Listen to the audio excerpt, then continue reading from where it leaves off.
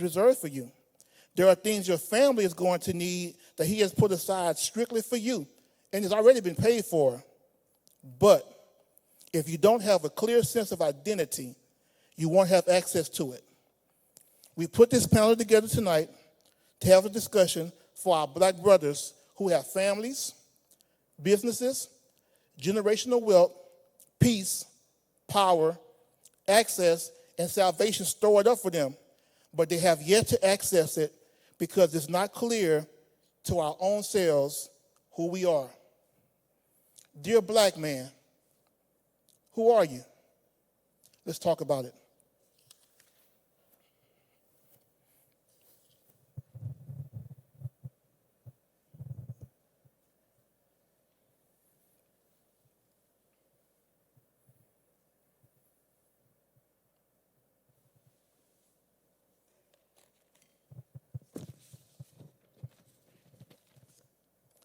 How y'all doing tonight? We want to welcome everybody to the Dear Black Man, Who Are You? Panel discussion, sponsored by Iron Sharpens Iron, Men's Empowerment Group, as well as the Black Heritage Festival. We're going to start off by letting you guys see who's going to be having this conversation tonight, and start with our panel, starting from my left. Braylon Harris, pastor, Mount Olive Baptist Church. Keith Bell, assistant pastor at United Christian Fellowship Church. Jeffrey Jackson, Living Word Christian Center. And I'm Donald Thomas, the director of the Black Heritage Festival and owner of Southern Touch Entertainment. Now, when these guys introduced themselves, they gave you their titles. They're pastors and ministers. But when I invited them to be on this panel, I told them I wasn't inviting Pastor Harris, Reverend Bell, or Minister Jackson. I was inviting Braylon, Keith, and Jeff because we want to have an honest and transparent conversation. There are some things, no matter how true, even speaking from a pulpit, you can say, but you have to say it in a certain way. Today, this ain't no pulpit. We're going to be honest, we're going to be transparent, we're going to be real, and we're going to get to the bottom of some things and have a good conversation. So first off, first question. Dear black man, what makes you a man? Oh, wow. I got time on this one? No. So let's make it easy on you. In one word, what defines you as a man? So for me, it's faith. For me, it's faith, if I have one word. Okay, elaborate on that. So to me, it's believe. First, you have to believe that you are a man. You have to believe that you are fearfully and wonderfully made. You have to believe that God has placed certain things in you as a unique entity, as a unique person. And so to me, to be a man, you first have to have faith that God has created you for the position and for the purpose that he created you. So for me, faith. Okay, Keith. For me, transcendent. And what I mean by that is, as a black man, I feel we've always had to go above and beyond what is ordinary. And throughout time, we've always had to redefine ourselves. We have one door that's open, and we have to be willing to adapt to get through that door. And if that door closes, we have to keep adapting. So for me, just any man really, we have to be transcendent, willing and able to go above and beyond the normal. Okay, Jeff? For me, leadership. When I say leadership, I mean, when God created us as men, he created us to lead, not to follow. And so, I mean, that you can take that all the way back to the garden. We were created to lead and not to follow. That's what I believe makes me a man. Okay. Now, for me, my one word would be responsibility. For me as a man, I look at my wife, I look at my kids, I look at my family, I look at my grandkids, and I feel that everybody who's within my reach and my covering, I'm responsible for. Whether it be financially responsible for them, whether it be to protect them, like responsibility is what defines me. So as a man, for me, I just feel like responsibility is what defines me because there's nothing or no one in my circle that I can look at and not feel accountable for. Now, Brother Keith, you kind of touched on this ahead of time, so I'm going to piggyback on something you said. Now, we say what defines us as a man. If you put the adjective black in front of it, how does that change what you just said? Well, again, it just to reiterate, for me, as a black man, we've been called to, again, adapt to an ever-changing playing field. Right. When we've mastered or even come close to mastering that playing field, the playing field changes. Right. So we have always been, or those that have been successful have always been able to navigate those changing playing fields. So as a black man, it becomes difficult for us sometimes. It can become frustrating sometimes. But within us, we do have that ability to go above and beyond everything which is thrown right in front of us. Now, Jeff, you said leadership. Does being a black man make it more difficult to be a leader? No, because I believe that leadership has been instilled in us from the beginning. Okay. I mean, you can look at it all the way from the garden. You can look at it all the way from the book of Genesis. I believe we've been called to lead. Regardless of how much you try to keep us down as black men, we always seem to rise.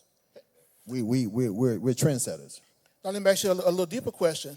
So, as a leader of your own people, with the stuff that we've been through, the stuff that we go through, the stuff that we deal with, do you find it more difficult to lead in the capacity of leading your own people? Well, I'm not going to say it's more difficult to lead my own people. I believe that, in a lot of situations, this society has tried to put us in situations where it makes it a little difficult for us to lead, period. Okay. Now, Braylon, your word was faith. So as a black man, is your faith different than as comparison to someone from a different race? Yeah, I think anytime you have a culture, anytime you have an upbringing, anytime you have a unique set of circumstances and a unique experience with God, then it's going to create a uniqueness to your faith. It's going to put a different fingerprint on your faith.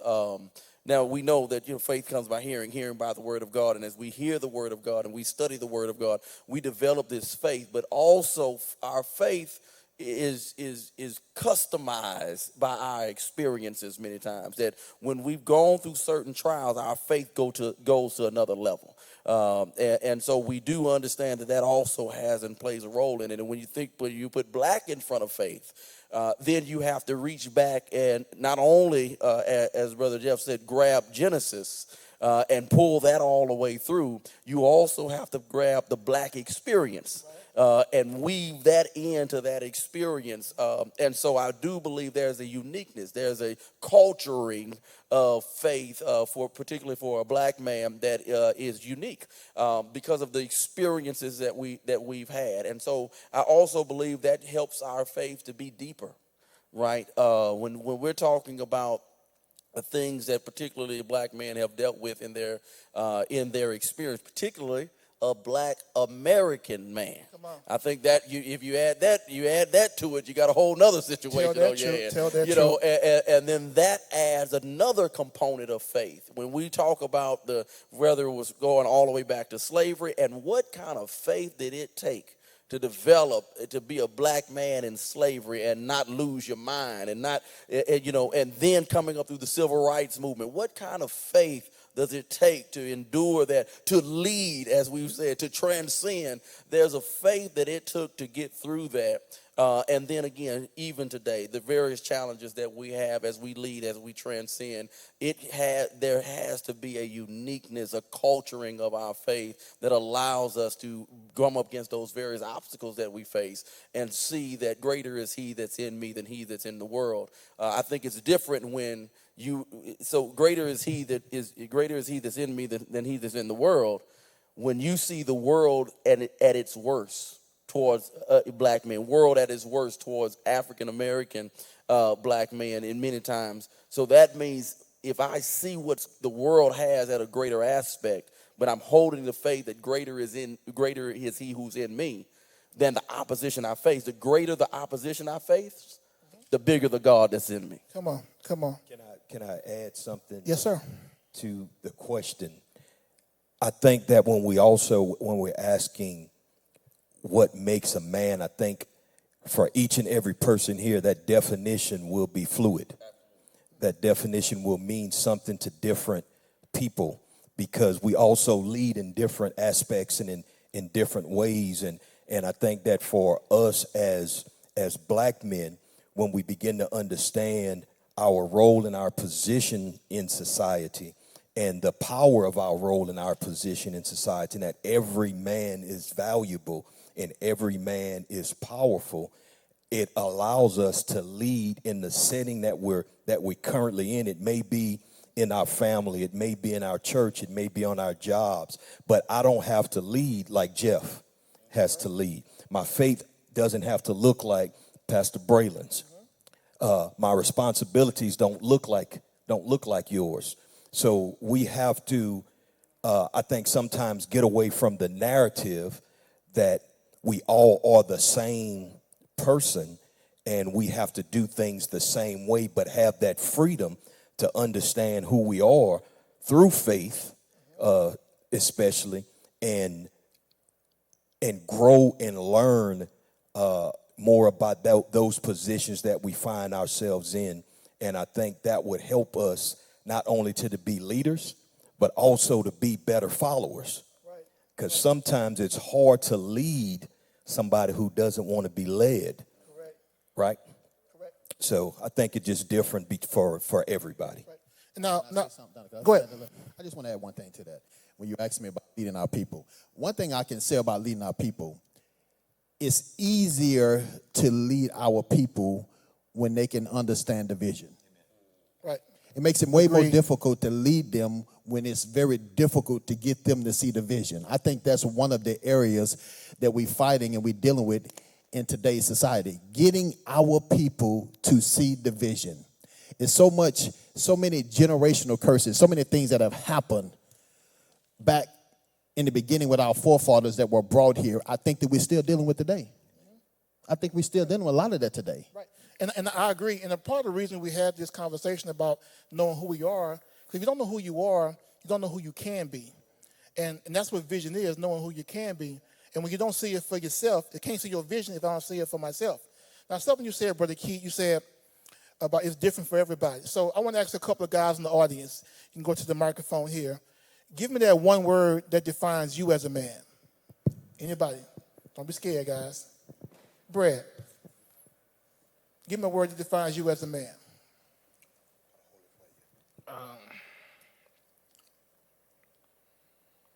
I would say discipline. Good. That's a good one. Discipline. That's a good one. Now, why you say discipline, B? Because if you take everything they said, it takes discipline to maintain all those things. Yeah, that's good. I mean, That's you, good. You can't build your faith if you're not disciplined, going to the house of the Lord, praying.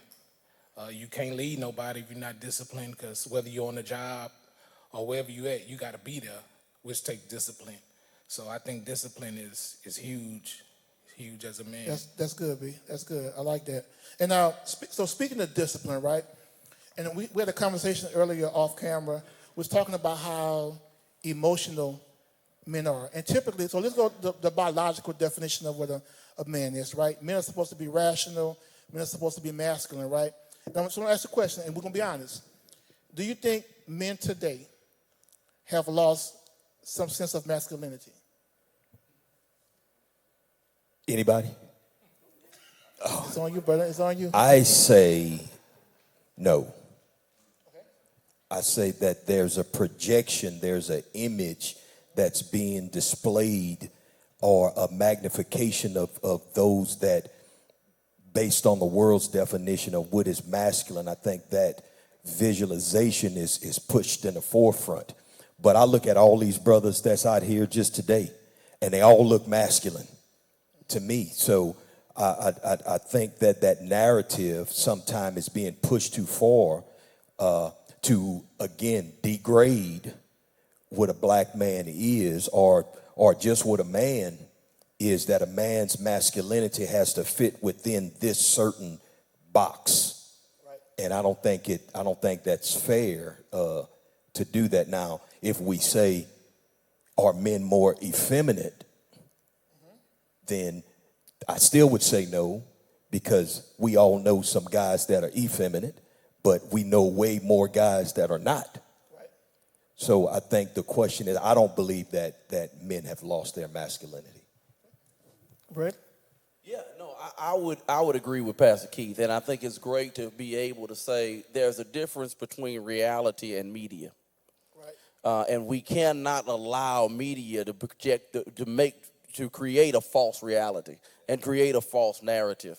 I agree with Pastor Keith. I have the wonderful opportunity to lead the mighty men of the nest. And, brother, I got a whole bunch of brothers that are very masculine, quote, unquote. You know, again, we've got to define that. And it goes back to what Pastor Keith said earlier as well, is this idea that there's some kind of monolith, that everyone's going to be the same, that it's going to look the same for everybody, feel the same, define the same. That's not the reality. I think we, particularly as men, as well as particularly as black men, the idea that allowing the idea to continue to be pushed and said that there's somehow we're all the same. Right. You know, the reality to it is men are just as diverse as any other, as women, right? Black men are just as diverse as any other kind of men, right? And so the idea that there's some kind of monolithic brother, you know what I mean? Right, that if you don't fit in this box, we're gonna take your bro card, or we're gonna take your black card, or whatever the case may be. We've got to be careful with that, because a lot of times who I am needs to be defined by who God created me to be, not how you define me. Correct. Correct. And so I think, again, I believe there's a projection of lost masculinity. I think there is an agenda to suggest that there's Agreed. a loss of masculinity. But is there a real loss of masculinity? I don't think so. I think there's also not just a loss of, we're at a risk of losing masculinity, but we're at a risk also of falsely defining masculinity, where men are overtly masculine, you know, where they believe masculine is how big your muscles are, how loud you are. So I think we're also losing the definition of it. And so we're warring on both sides. We're warring on losing masculinity. We're warring over on this side of having this false sense of masculinity instead of this assurance of masculinity that I believe comes from God. And that was one of the reasons I named this, Dear Black Man, Who Are You, right? Not who the internet says you are, not who the people who look to destroy you say you are, but like really, who are you? Like those narratives, especially with social media or just the internet in general, it pushes so many narratives so often that it's hard to figure out who you are if you're looking at that stuff. That's why knowing who you are comes internally. But that's why opportunities like this to push the positive narratives and the educated narratives are important, because we control our own narratives. We want to tell our own stories. And so you can go watch a whole bunch of stuff on TV right now that'll tell you something different, but we're telling you something solid, something I believe to be solid. And just to add to that, if we define masculinity as we have today, someone who has faith, strong faith, someone who has the ability to transcend, the ability to lead, the ability to be responsible, the ability to be disciplined. I mean, there are more brothers that have those characteristics and abilities than there are other brothers. We will, you know, we talk about, just as an example, even the negative, the brothers that are let's just say in jail or caught up in drugs. We like to talk about those numbers, but when we talk about how many brothers are in jail versus how many brothers there are in America, come on, we don't like to make that comparison. We want to talk about how many brothers in jail versus how many brothers in college, or how many brothers in jail versus how many brothers with this degree or that degree. Talk about how many brothers are in jail versus how many brothers are in America going to work every day. How many brothers are getting up and going to jobs and taking care of their families and supporting their families. There are a lot of strong brothers that are great examples here. But again, those are not, listen, you know, strong brothers ain't on social media talking about, look at me, I'm going to work today.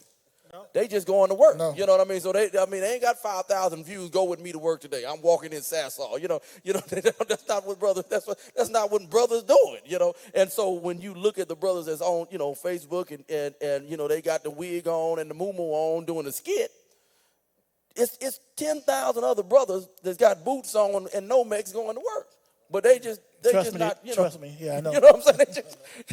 They just not recording it every day because that's not the thing that get the 10,000 views. Also, as brothers, I think we have to be careful what we click on and what we watch, because we're perpetuating that definition by what we feed into and what we watch. And here also, brother, what we talk about. If you Right. see something that's going left, brother, just move. Don't even click. Don't watch. Don't even discuss it, and let that thing die on the vine rather than bringing it into the central form and make it the point of the conversation. Right. Totally agree. Jeff, anything to add to that? No, I agree totally. I don't think there's a loss of masculinity in the black men. In black men, absolutely not. Society tries to paint this picture of this false narrative, and especially like you said on social media, the internet, to make society believe that that's possible. That's the case. That's not the case. Like Pastor said, we have to be careful what we watch. We got to be careful what we're listening to, because you got to realize, see, people believe more of what they see versus what they hear. And so we have to be careful what we're watching with our eye gate. I call the eyes the eye gate. We have to be careful what goes in. Whatever you watch goes in internally. Whatever you hear goes in internally. Whatever you speak into the universe will show up in your life. So we got to be careful with that. But that's just the picture that they're trying to paint. Even joking, even the joking Even manner. jokingly. You got to be careful what you say, even jokingly. Once you put stuff in the atmosphere, it's there. Oh, yeah. It's Trust looking me, to it'll take show seed. up. You say it enough, it'll show up. I want to add this, that also what you didn't hear in that definition of manhood, one word, I don't know if not only was it not said, I don't think any person in here would have used the one word popular. Right? Right. But we're allowing media to make the definition of a man as somebody that's popular. But not one person in this room would have said what defines a man is popularity. Right. No, nobody. But we're allowing media to suggest to our young boys that somehow being a man is being popular. And oh, by the way you're popular is behaving femininely, right? But no one would have said, everyone in here could have gave 10 words of what defines a man, and I guarantee you, in this room tonight, no one would have put popular. No one would have put, most friends on Facebook, most followers on. No one would have put that as a defining characteristic. And I think that's one of the things that we have to wage war against, is that manhood, very, very frankly, many times manhood is unpopular. Right. Now I want to add this, throw a little kink in it.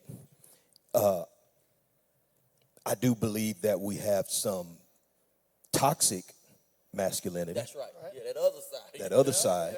And I think it stems from the reversal of what you were saying as far as going towards the other spectrum. So I have to act a certain way. I have to appear hard. I have to appear emotionless. I have to be guarded at all times because I am a man. I'm hard. I'm difficult. I'm rugged. Nothing affects me. Nothing hurts me. And men, we know we hurt. We know that we got some things that are in our minds and in our hearts, man, that we can't even tell nobody.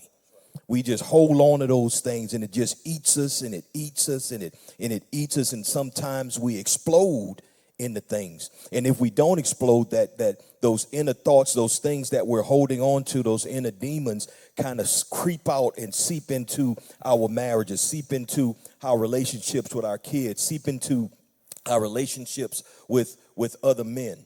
Also, we know that most of y'all not my age here, young, that is. I remember when I was 12 years old and didn't grow up with a dad, but my uncles, their definition of masculinity was how many women you slept with. Right. My uncles would put a notch on their belt. I know they were lying when I got older, because they son guns had notches all over the place in things. But guess what? When I came up to be a man, that's what I thought. Right. That's what I had to do. I had to conquer as many females as I possibly could, and that was no life in that. Right.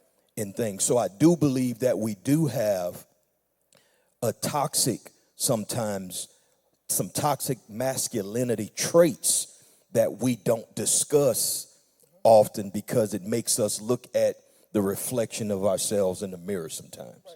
And that toxic masculinity that you're talking about, like we always raised by those uncles and cousins that gave you that bad advice. And I found as I became an adult, I dove into that, and then those things were hindrances and obstacles that I struggled with like for years and years after the fact, trying to undo all that damage I did to myself, self-inflicted wounds. That was a good point. I like that. Now, before we move on to the next question, anybody got anything in the audience they want to add or say? My brother right here. Yeah, I got a question, man. And I understand everything that we're talking about. But for instance, I grew up, statistically, I shouldn't be here. I'm 62 years old, but I grew up in the projects with a mother who couldn't read or write. I'm not in jail, but statistically, I should be in jail, in prison, or in a graveyard. Today, we got a lot of young black kids that grew up with single parents, which normally is a mother, no father in the home. And then when they grow up to be a man, they get their own child, but then they want to depend on a woman to take care of them because they're used to that mama taking care of them coming up as a young man. So how do we reach them? The ones that don't want to go to church, the ones that's out there in the streets, gang banging. You know what I'm saying? That's their idea of being a man. So how do we reach them? Okay, so I'll start off first, right? So my example when I said about being a man was responsibility, right? So for me, if that young man that you're describing is out there and I know he's out there, if he's within my reach, like I said, that's my responsibility. If he was within my reach, I feel as a man, it's on me to figure out a way to at least make myself accessible to that man and available to that man and ceding to him what I know, what I've been through. Now, I don't have a perfect plan of how to do that, but like I said, I'm all about responsibility. I can't unsee it. I can't look away from it. So if I come across a young man, whether he's younger or older, that's in that situation, for me, I'm going to offer whatever I have to offer in a loving way. And if he receives it, great. If he don't receive it, I'm going to still be consistent and persistent, within reason. But for me, I just say as a responsible man, like just what iron sharpens irons is. I'm going to offer what I have, what I've been through to that brother. And then, you can't make a horse drink water. You can take him to the pond, but you can't make him drink. But at least I'm available and I'm making myself accessible to that brother. No, I'll add. I think one of the keys that we have to do is not only do we have to model, but strong, particularly black men, have to begin to unify. Because many times in those situations, what they're looking for is family. What they're looking for is friendship. What they're looking for is acceptance. What they're looking for is love. And what happens a lot of times is strong black, quote unquote, good black men, we isolate it and we become individuals, right? And so they're not seeing the collective. They're not seeing the family. They're not seeing the movement, right, of positive black men. And so, for example, goes back to the media thing. They go to media, they see gang banging, and they see the brother gang banging in the video. They see the brother in the moo-moo in the video. How many videos are there out there of conversations like this one? Right? We have to, the good, solid, strong brothers have to create a movement, right? We understand that people are moved by peer pressure, right? The question is, how strong is the positive peer pressure, right? There was a time where it would, there were so many men, it was so normal to just, brothers get up, go to work, that you felt crazy sitting at home. Because the peer pressure was so strong in the positive direction that, man, you felt crazy not doing it, right? And we've got to create that positive peer pressure. We've got to continue to build that positive peer pressure, and then we've got to continue to promote that positive peer pressure so that brothers say, listen, I can run with this crew, right? You got guys who are leaders, right? But then the reality to it is there are men who are followers. They're great followers, right? And so, but they've got to have a strong leader to be able, but that leader has to be promoted. They want to be a part of a pack. We've got to create those experiences, those packs, those groups, those positive gangs, right? That alternative opportunity to be a part of something that's bigger than yourself and go and make a great impact. So I think we've got to consolidate and coordinate the positive movement of particularly the black men. But we used to have those positive games back in the day. They were called community. And so, like, I remember, I'll tell you a story. I remember I was at the park, me and my friend was at the park. We was breaking bottle glass on the basketball court, right? One of the local guys in the park, just sitting in the park having a beer, saw me breaking bottle glass. He said, "Little Donald, come here." Slapped me upside my head, told me to go home, right? My dad got home. He walked up to my dad after a long day of work, and he said, "Hey, Mr. Donald, you want to tell you, little Donald was breaking glass on the basketball court. I gave him a couple lifts upside his head, and I just want you to know that." My dad called me outside, and he whooped me outside in front of that man. And as an adult, I understand. He showed that guy, hey, we on the same team, right? You did my job for me. I'm co-signing what you did, and we all on the same team. Today, and not to push the negative narrative, but today, if I was to catch a kid doing something wrong and I discipline that kid, I'm going to have the sheriff department, the mama, the auntie, the daddy, whoever else to deal with. And I just think sometimes we got to get back to that old school sense of community where we're holding everybody accountable. When my mom or my dad would go to the school, the teachers knew who they were, the students knew who they were, the principal knew who they were, the bus driver knew who they were, and they knew who those people and kids were. So I think when we talk about the positive gains, we got to get back to having a sense of community. I think right quick to piggyback on his question. Also, there's on a certain level that we do have those positive gains, and we do have men out there in the community are doing some things. Braylon, if you remember, this was probably prior to COVID, and we had a discussion with a couple other men of God on what can we do to help that particular aspect of the community. And what we were looking at is coaches. We have black men in Lake Charles, Louisiana, and Calcasieu Parish that are pouring in to a bunch of kids. I'm talking about they buying uniforms, they buying concessions, they picking them up, they doing all these things. So we have opportunities to locate those coaches. They playing football, soccer, basketball, t-ball. They're doing all of these things to locate those coaches and say, well, man, what can I do to help them, even if I can't coach? But what can I do just to go support them? I was sitting one day at a high school football game, and I'm not going to say the high school, but they had a young man. He was jumping off sides. He was jumping off sides and jumping off sides. And every time he came to the sideline, the coach jumped on him. The coach just chewed him out, just chewed him out, just chewed him out. And the kid was sitting, he went sit on the bench dejected. But there was just somebody who was not a coach, who the team trusted, and that man came sit by that young man and just talked to him and just poured into him. Not talking about X's and O's, not talking about any of those things. Might have been talking about discipline, might have been talking about some other things. So there's opportunities for us to do these things. We just have to look at it differently, because it is a problem that we have young men that want to sit and lay up on a lady and things. But we also have ladies that are allowing these young men to sit up on them. So I'm a girl's dad, so we also have to be in a position as men to train our daughters not to accept or settle for that type of man. So I think it goes both ways on that. Now, somebody had a question or comment? Okay. Yeah, I had a couple things. And I don't want to say anything disrespectful or say anything out of turn, but you said we were talking real. So I totally disagree with all four of y'all, or three of y'all. I don't know what you said, Donald Thomas. But four of y'all with are men still masculine?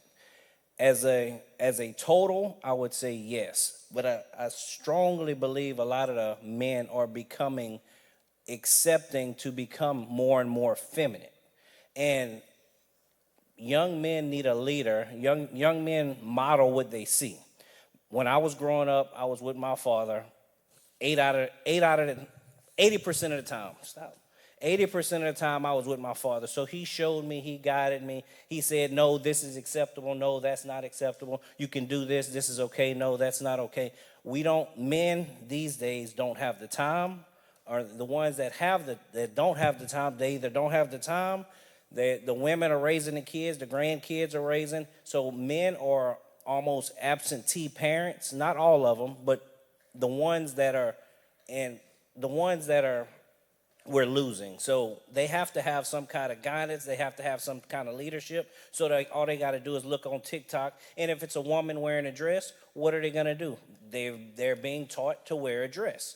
They're going to take the path of least resistance. If I'm taught to be a man, I know it's hard to be a man. I don't want nothing that's hard. I know it's rough. I know it's tough. I know everything about being a man is difficult. But if I don't have my father there promoting, backing me, et cetera, I am going to take the path of least resistance, and that is what's happening, and that's why most black men, let me take that back. Most black men are staying strong, but a lot of black men are starting to believe that it's okay to be feminine, and nobody is stepping up and saying, no, this is not right. We are, like you said earlier, no community. If other men in a community, other than going to jail and say, hey, look, boy, you shouldn't be wearing that dress. You shouldn't be doing this. This is not okay. This is not okay.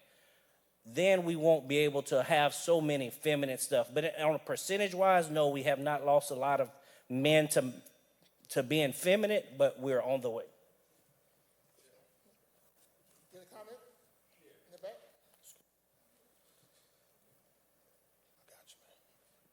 How you doing? My name's Kevin Johnson. I'm here from California. I've been out here about 2 years, going on 3 years. But I tend to agree with the young man that just got through talking. I'll be 65 this year. My dad, he was in California. He was with a motorcycle club called the East Bay Dragons. And, they're real hardcore, kind of like the Hells Angels. You guys heard of the Hells Angels, right? But anyway, to make a long story short, my dad divorced my mom when I was 12. So I had to learn what it was to be a man through my mom. And that wasn't but I still picked up some stuff from my dad, and that was always be hardcore, and, just try to not show any emotions, don't cry, and this and that. But that's a false sense of what a man really is. And what I've come to realize is that I am now, and what I know about being a man is until we can be transparent with our emotions, feelings, and understanding of how we view life, to me, that's what's really being a man is just, I forgot who said that, I think that was Ray Charles. He said, man, you got to make it do what it do.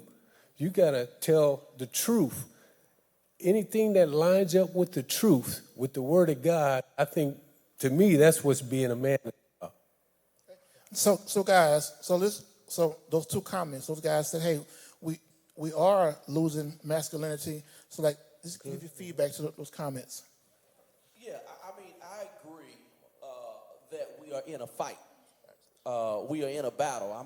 I wouldn't take away that we are not in a battle. We're in that fight between, becoming feminine and this toxic masculinity. We're fighting on both fronts. But we also have to be honest about the scoreboard and say we ain't losing, but we in a dog fight now. If we still up, we may be up by 3 points right now, population wise, percentage wise, or whatever the case may be. But do we have a fight on our hands? Absolutely. And does it seem as if again that the team seems to be breaking down? Yes. I think which goes to that next point that we mentioned. We got to get the team back. Right, we've got to get the community back. We've got to get positive brothers working together, doing it visibly and vocally. Those are things that are essential, right? Because you're right. We do have many absent fathers, right? But let me tell you how.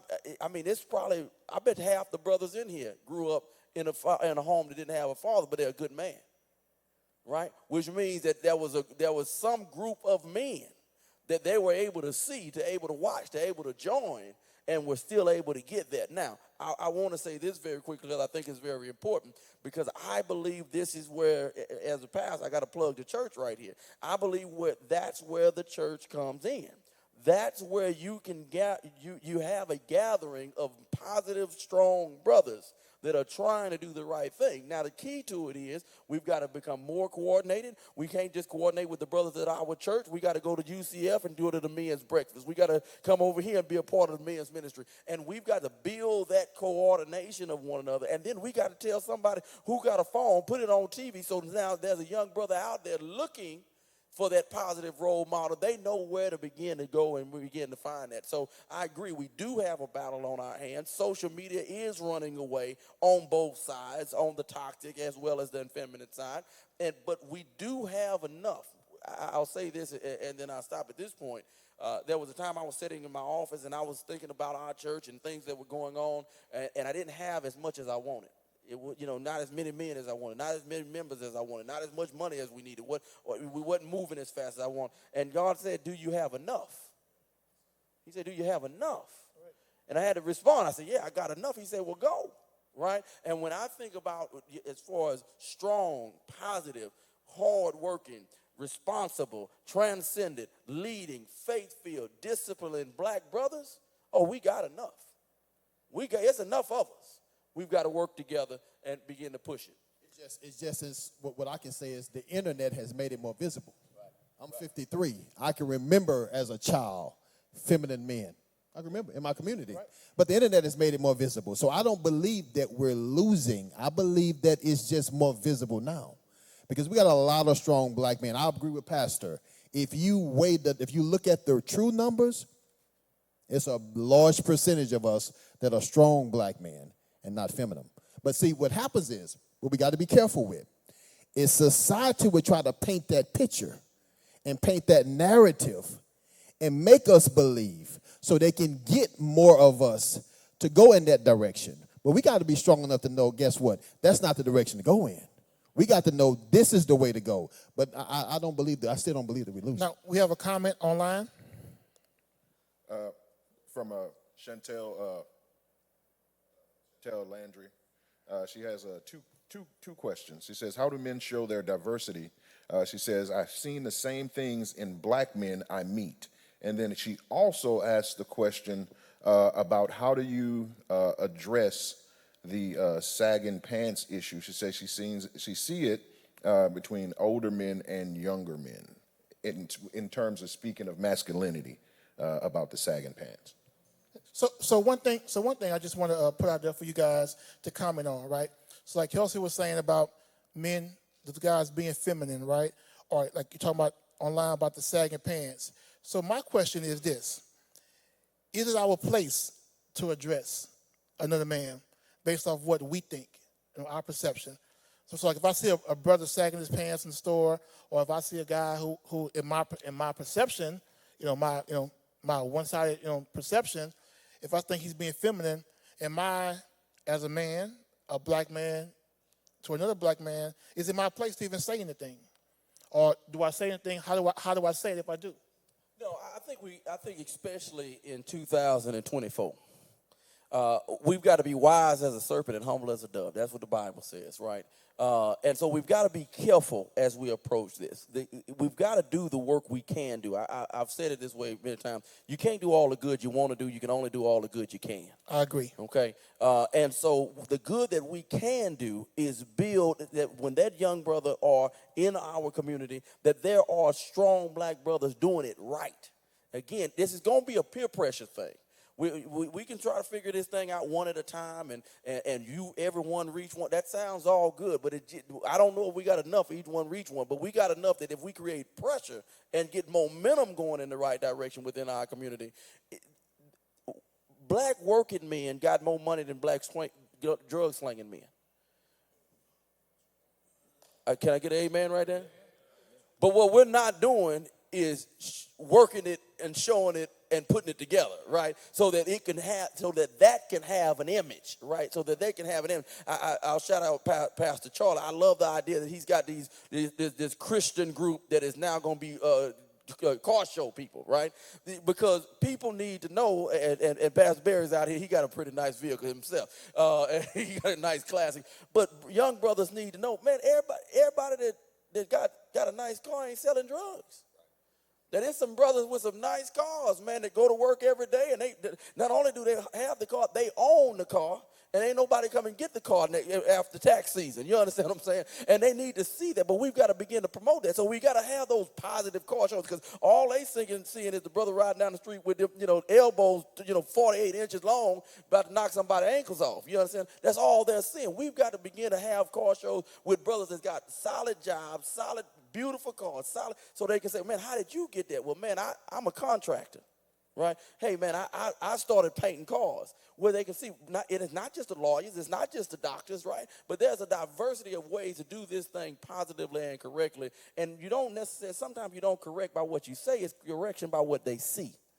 Right? And I think we've got to begin to be more specific and more intentional about how we promote the image, and we do it in collective to create that positive picture. And what I would say is to the brothers who said, no, we don't have the masculinity, or we're losing masculinity, like Braylon said, do what you can. Make an impact. You're not going to save a whole generation of people, one person, but if you impact 2, 3, 4 brothers, you're making a difference. So, like, if you think it's a problem, you guys think it's a problem, do what you can. One of the things that, and I'll let you have it, brother, when we're talking about what a young man said, he doesn't agree, and I accept that.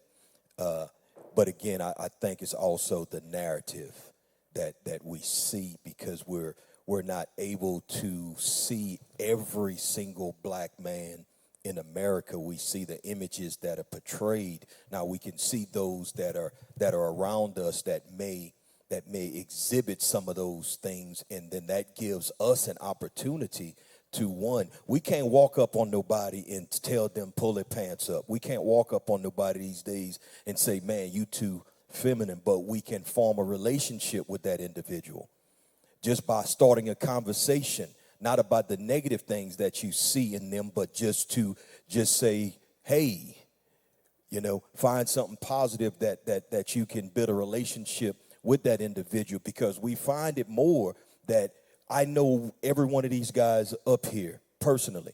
Now, if they see me doing something wrong and they come up to me and point it out to me in private, hey, Bell, man, you need to chill, man. It's not a good look.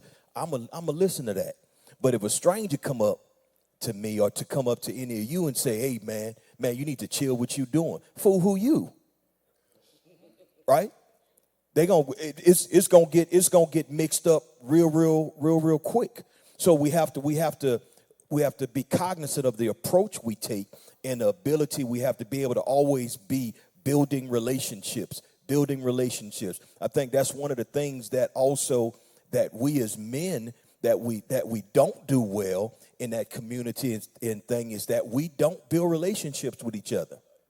We build relationships with people that we might have some commonalities with. We see somebody at the gym that we might talk with a little bit, but we don't want to bug the brother. We don't want to go up to the brother anywhere outside of the gym, because what? Man, I don't want that brother to think I'm something wrong with me. I'm just approaching the brother. We eyeball brothers strongly. We eyeball them. We give them a side eye when they coming up on us. But we don't do well with building relationships with each other. And if we don't build relationships, then we don't even know what we have in common. If we don't know what we have in common, we can't address the issues that we have or the strengths that we can combine with each other so that we could tackle any problems that we may see. As far as with the young lady, I don't even know how to answer that question about she's gone out or she's met different guys and there's no diversity. They're the same type guys. I don't go really to different places. that would be my answer. Yeah. That if you're meeting the same type of person, you're probably going to the same place because birds of a feather flock together. If you want to meet a different person, you're going to have to go to a different type of place. And sometimes that mean a different city. Sometimes that mean a different location. Sometimes that mean a different side of town. And sometimes it mean a different church. But birds of a feather flock together. And if you in a certain flock, you in a certain field. Want a different flock, go to another field. I'm sorry. We're supposed to be being real, right? So. You're right, Pat. Let me touch on that a second. I'm gonna touch on that. The sag in the pants, which she's experiencing. I believe as black men, we have to be examples in our community. We have to make sure that we're the examples.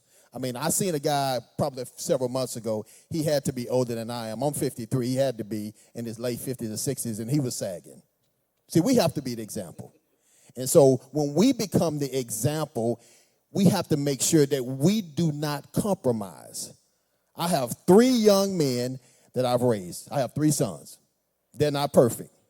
But one thing I've never done, one is 28, one is 17, about to turn 18, a senior in high school, and I have one that's a junior at McNeese, he's 21.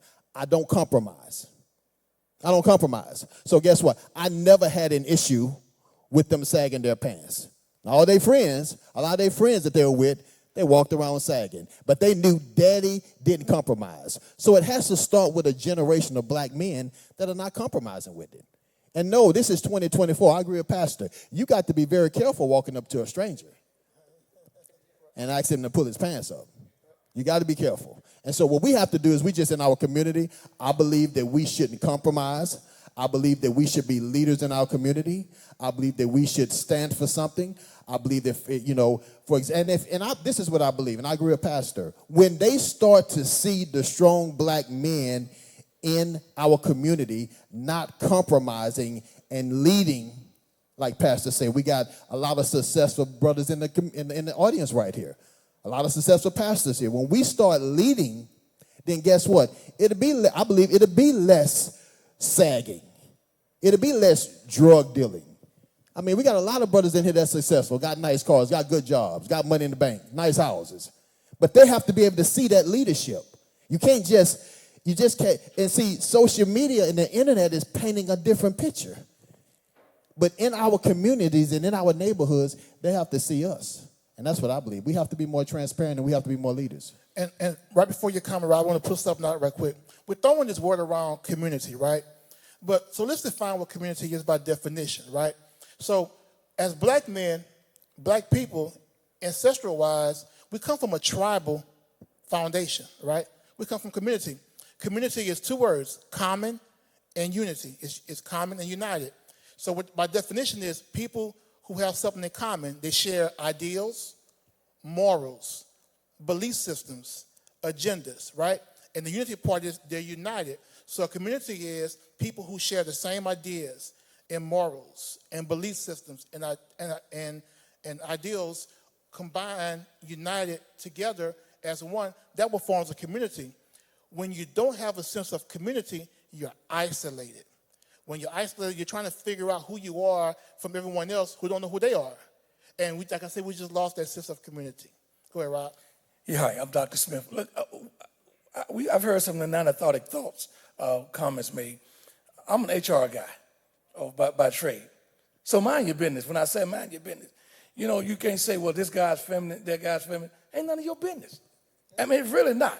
So you guys made points. You just can't walk up to anybody. Now, I'm going to say this.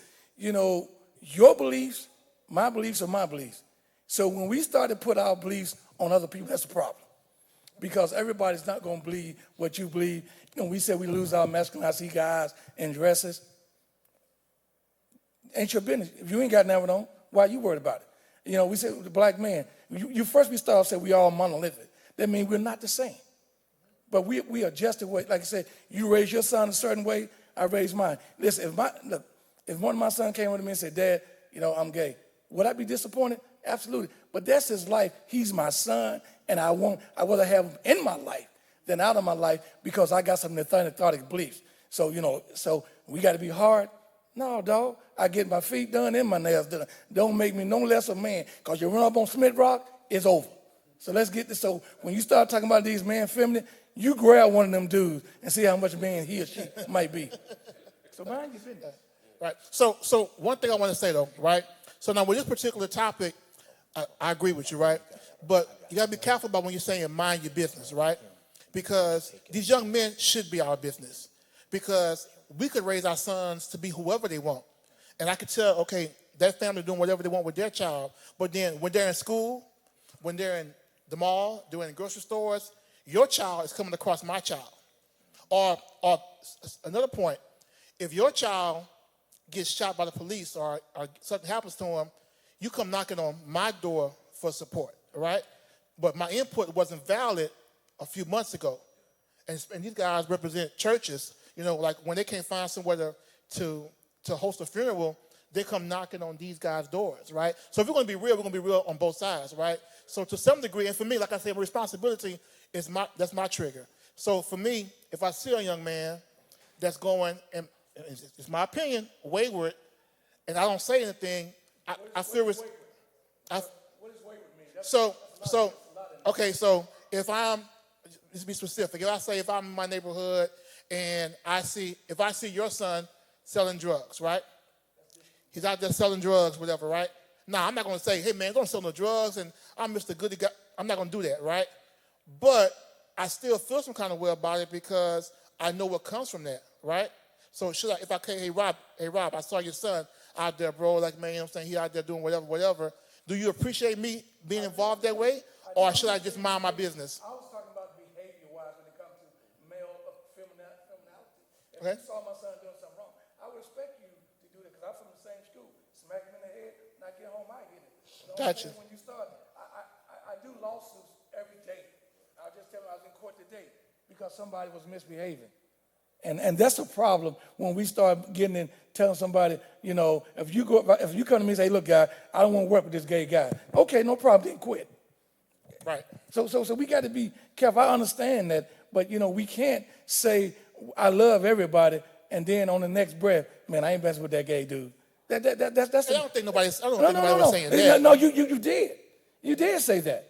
It not you, but it did come out that way. You can't say something that about a person then you say, well, I do love my brother, and then you go on the other Bible, you know, man, his lifestyle ain't my thing. That's a double negative, and then you cancel that out. Let me say this. First of all, I respect that, what you're saying, but God created a man and a woman. This whole thing right now has to do with a seductive spirit when a man decides he don't want to be a man anymore. And so much has been said here. And I made some notes right here. Yeah, we have to have some icebreakers and understand that. And in every family in here has someone who's role playing, whether it's a daughter or your son, who thinks that now she's a man or he thinks she's a woman now. And we have to love them because they are, bone of our bone and flesh of our flesh. We don't have to accept what they're doing. It's right. Am I right about it? But the problem with our young men today is that a lack of trust is what a problem is. 4 men, I'm on the job, passed by a young man. They roll up on his chopper, stop me. Say, school, what up? Got one of them jobs for us. I said, y'all get out of the car. They all get out. They all got slippers on. I'm looking at them. I said, okay, what can you do? I can work. I said, how you gonna work with slippers on? Well, I can go get some shoes. I said, how long is it gonna take you? I live over here. You understand what I'm saying? But here's the deal. Now I know there's a gun in the car. But I got an icebreaker for him. I'm sitting there and I'm talking to him. I say, well, look, who the gun for? Well, that's mine. I said, you got a license for that? Not necessarily. I said, how many of y'all got guns in here? All of us got guns. I said, I'm going to make a deal with you. I'm going to pay you $15 an hour. But I need them guns. And I'm going to give you a job as long as you want to work. All of them but one of them gave me the guns. You understand what I'm saying? Now listen, this really happened. They need to be able to trust somebody. 2 of them are still employed with me. One of them went somewhere else, and the other one, I'm not sure what he's doing. But I did my level best.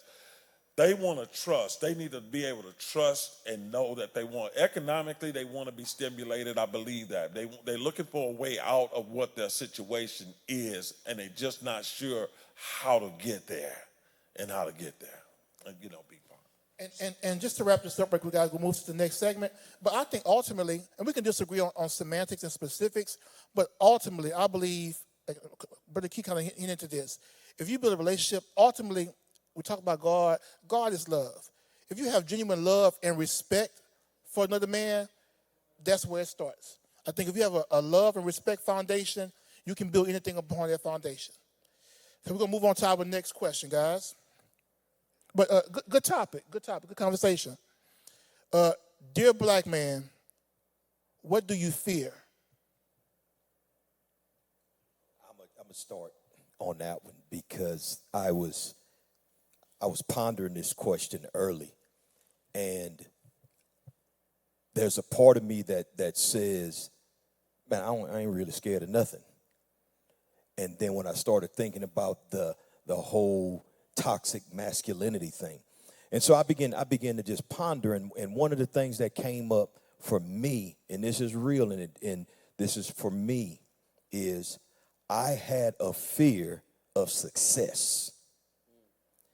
And explaining that is that I would get to a certain level in whatever endeavor that I was doing, and I would self-sabotage because there was something inside of me that said I didn't deserve to have this success. Or with this success came a greater responsibility, and I didn't want to have that greater responsibility upon me. I just wanted to fly under the radar. Just coast, just be here and not experience the fullness that God had for me. So that was actually my biggest fear, was being successful. And why is that? I believe that now I no longer have that. I believe that it all started out when I was coming up as a youngster. So I was one of those guys that grew up without a dad in my life, like many of us have, raised by my great grandmother and my great aunt. Not my mom. My mom died, and every time that I would love somebody, they died, and it was always taken. It was always taken. So I guarded. I just continued to guard and guard and guard. And so then when even in relationships, when I had it looked like a successful relationship, I sabotaged that because, something gonna happen. If I had success in that career, oh man, that's gonna get taken away from me. So that bred that fear of succeeding. If I stayed on one level, then that's where I would be, and I was cool with that. But that was a false narrative. And that way what that way of thinking is, it's a sense of control, right? When you say somebody would die or you would lose, that's outside your control. So if you say, well, I'm gonna end this on my own terms, that's you say, even if it's negative, I'm still controlling my situation. And control seem like give you the false pretense that you're battling fear, but you're really not. So I'll go second. So for me, I'm the opposite of that. I told you what defines me as a man with responsibility. The one thing that I fear is failure. I cannot look in the faces of the people that I feel responsible for and feel like I didn't come through for them. I fear failure. You want to see me transform into the worst form of me? It put me close to failure. I'm going to kick, fight, scream, and do whatever to not fail. That's my fear. I mean, honestly, I can't say I'm over that. Like that's my fear. For me, I think it's been progressive, right? There was a season in my life where I had such a great sense of success that I was afraid of failure, right? But then God took me through a season of my life where I failed so much that I stopped being afraid of it. Because I realized, man, I'll never forget it, man. We had a major project that we were doing. I was about 30 years old. I mean, I was literally one vote from my first $1 million deal, okay? And I put everything I had into this deal, man. And at the last moment, I fell one vote short. I'll never forget the next morning, I was surprised I woke up. I was like, wait a minute. Because I grew up, and to that point, fearing failure because I was successful. I had been successful. I do all of this big deal, incredible project, everything I put in it, all my energy, all of those things, failed, woke up the next morning and looked around and thought, I still got my house, still got my car, still got my wife, still got my kid. And I realized failure ain't that bad. Took the lessons from it, picked up, went to the next one, right? So I stopped fearing failure, fearing success, been there. Now I'm at a place where I fear fear. I used to think that was the craziest thing that man said, that the greatest thing, the only thing we had to fear is fear itself. The brother was on to something. Because fear is so debilitating that now I'm afraid to be afraid. But I know as long as I'm not afraid, one thing going to happen. I'm going to win or I'm going to learn. But if I'm afraid to try, man, to me, that's the thing that I'm afraid of, is that what am I afraid to try? I've got to my hope in my life, it goes back to responsibility, transcending, leadership, faith. The key to one of the things I'm afraid of is there's going to be an opportunity that I have to either fail and learn or to try and win, but I'm going to be afraid to even engage it, right? And so the thing I fear is that I know the power of fear. Fear is extremely debilitating and limiting. And so the thing that I am always pushing against in my life is the fear of fear. And so I try stuff that I know, man, this may be a fear point for me. I'm going for it because I don't want fear to exist in my life because it's going to be limited in the ability. Now, so I want to get you guys involved. I'm going to put some guys on the spot. Jeff, let's go to Leonard right here, right quick.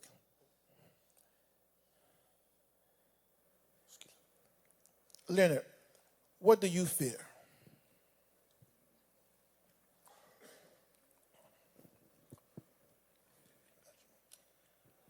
DT, I think you touched on it. I used to think I feared death. From New Orleans, Louisiana, saw a lot of death, destruction. Got shot at 12 years old, had to respond back at that young. So I used to think it was death, but now I feel like it's losing control, right? Not being in control of any situation. And I think as black men, a lot of times, we have so many factors, stacked against us sometimes that we feel like we're not in control. Like you can get stopped on a routine traffic stop, and that could be like a life-changing event, And so I know for me, it's that sense of control is not there a lot of times. It really isn't. Anybody else want to interject? Key. Okay, Josh, go ahead, Josh. I think that fear, to translate it, I think fear is taught, right?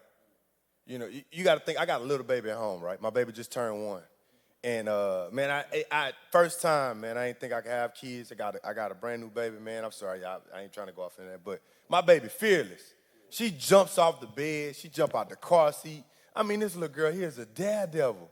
And I'm thinking like, God, dog, man, this didn't happen to all y'all before, but for me, this is the first time, I wake up, man, if you don't catch her, she don't have no fear. So I'm telling her, baby, stop. Know you're going to fall, right? And then kind of to translate that into black men, right? A lot of us are, and I'm not downplaying nobody's parents by far, a lot of us have a community effort when we're raised, grandma, auntie, right? So what happens is that, and I'm not downplaying women by any means when I say what I say. A woman's fear and a man's fear tends to be different, right? So if you're raised by a woman, don't go out there dark, those fears are projected onto that young man, and then it transcends to them differently, right? Kind of bring it back to me, right? I ran for office twice, and one thing it showed me was that, man, you got to be fearless, because, man, you got to be all teeth and skin, because running for office will eat you up, man. I'm talking about you got people dumping their insecurities, their fears on you, what can happen, whatever, and then you get to a while, like, for me, I was like, dawg, you can't eat me, so that's just how I live life in general. I don't, per se, have a fear because I plan correctly. Things are going to happen, right? But, and I'm going to wrap it up. For me, I don't like somebody around me that's afraid all the time, because it's going to make me angry, because I don't have time to put those negative thoughts in my head, right? So I run a business, and my business solely depends off of each individual customer, right? I don't have a guarantee. There's no 40. I could work 60 hours and not make a dime, and I got to smile when I'm doing my thing, right? So I can't fear that, right? Because I got people at home depending on me. So if I sit there like, oh, man, Jeff ain't called me for tow his car, man. He called somebody up. Man, I can't meet. Hey, man, guess what? The brother probably forgot. It's cool. Ain't no fear in that, right? Man, Braylon was in Houston. He ain't even think about it, man. Hey, Josh, hey, if you stay focused, right, things are going to happen, right?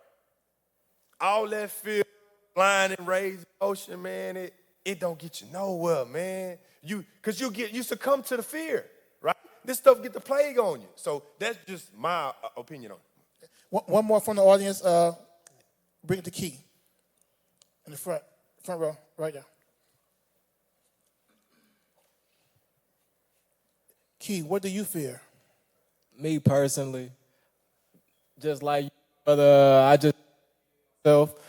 I got one little girl. She definitely keep me on my toes for sure. But if I had to choose a fear, I'd probably choose not being able to provide. I have a fear of not being able to give myself, my daughter, my family, the things that they deserve, or the things that I feel that they deserve, the things that I know that my God can provide, and I know that I can provide through him, you feel me? So being able to provide is probably one of my top fears, because I want to make sure that my family ain't never got to worry about where they going to put their head at, where their next meal coming from, how we going to get to where we going. I don't like that stress, and I don't feel like they deserve that for their life. Now, so, Jeff, we'll go to this guy. We'll come back to the panel. But real quick, so if his answer sounds a lot like my answer, that's my son. And when we talk about being an example, like of what's taught and what's learned, like your children are watching and they're listening and they're learning from you. Like that answer sounds just like my answer, because, I mean, he grew up in that, like honestly. Go ahead, brother. I fear for the younger generation. That little boy there, and even up to 40 years old. I've been around, I've seen a lot, been through a lot. I wanted to say earlier, a part of the problem is that we scared to love on our young men when they babies. I still kiss my son, 38 years old. I want him to know he's seen that. He saw all the years where I was getting up and going to work for a month at a time offshore to make sure that they can do whatever it is that they were trying to do in school and extracurriculars, but we got to live, so we got to work, but we got to show the love. And that's what's happening with a lot of these young kids. They don't have nobody to love them. If you came to my house and hung out with my kids, you had to go by the rules. A month ago, they had a young man that was in the bathroom after service, sagging pants. No, not in here, you're not doing that. We can't be afraid to tell them when they're wrong, because if we don't ever tell them they're wrong, it's not going to change. That's all I got to say. And real quick, I think a point I want to put out there too is sometimes we look at something like sagging pants and we're like, well, no, mind your business, and we're being judgmental. But because a sagging pants does seem minuscule, but what happens is you're not seeing the problem, you're seeing the symptom of the problem. And I think a lot of times when you love somebody and when you love them, you learn them. And if you have a conversation with a breast, I wanted to have this conversation here. Like you dig deep enough, you're gonna uncover some stuff, honestly. So Jeff, come back to you on what do you fear? Fear, Don, I mean, at this point in my life, I don't fear anything but God at this point. But I can say the fear of failure was probably most prominent for me. Growing up the way I grew up, single parent, my mother. My father died when I was about 9 years old. We grew up very poor, extremely poor. And so it wasn't until I became an adult and I became a Christian that I began to understand that. Before I understood that, the fear of failure was very, very strong in my life. At this point, I have to be very mindful of it at this point, because I have to always remind myself that God is my source. I don't want to go back to my childhood and the way I came up in college. Even when I was in college, sometimes didn't have food to eat. Not enough money to pay your rent at your apartment. That fear of lack, that fear of insufficiency, that fear of being broke, that fear of failure. So I think that fear of failure is what I really had a strong issue with. So this is going to push us to our next question, right? So if you hear talk about your dad dying or your loss, right? And I know our motivations come from, our motivations are stemmed from events in our life, right? So my next question is, dear black man, have you healed?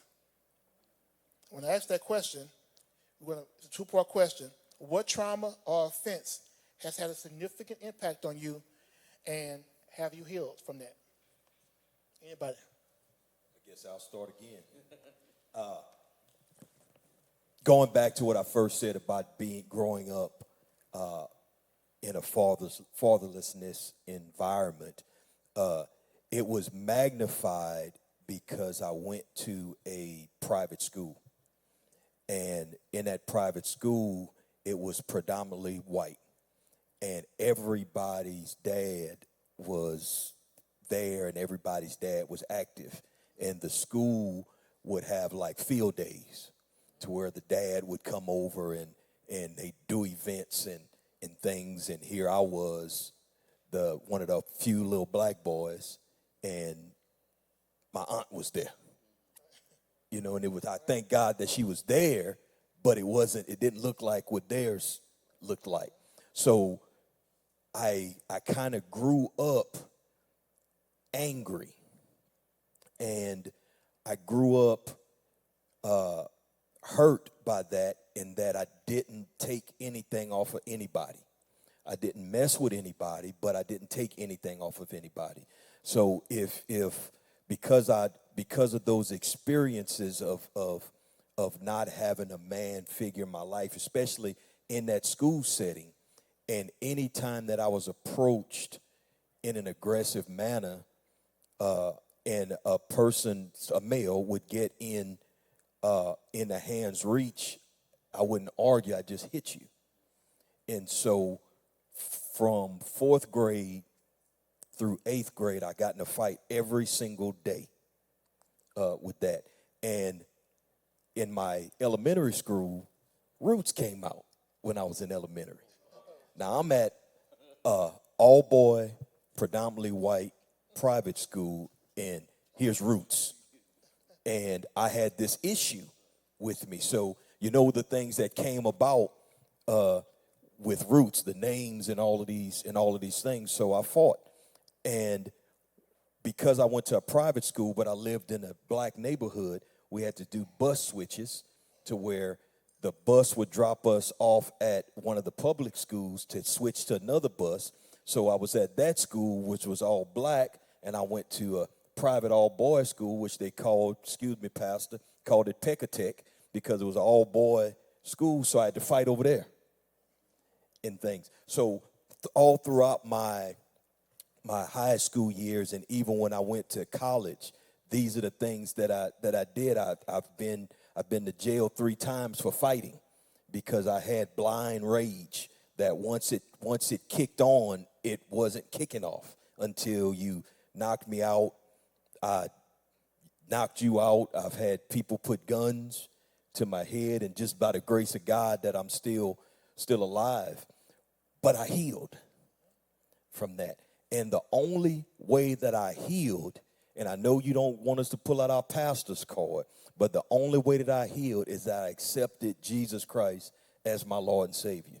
Feel free to use your pastor card. Okay, there was no healing for me outside of that, because I couldn't hear, I couldn't see the healing. I couldn't go past the hurts and the pains, and I couldn't get past the anger and all those things. I couldn't get past, somebody said about trusting, that we don't trust. I had none of that ability to do that. So everything for me was conquer.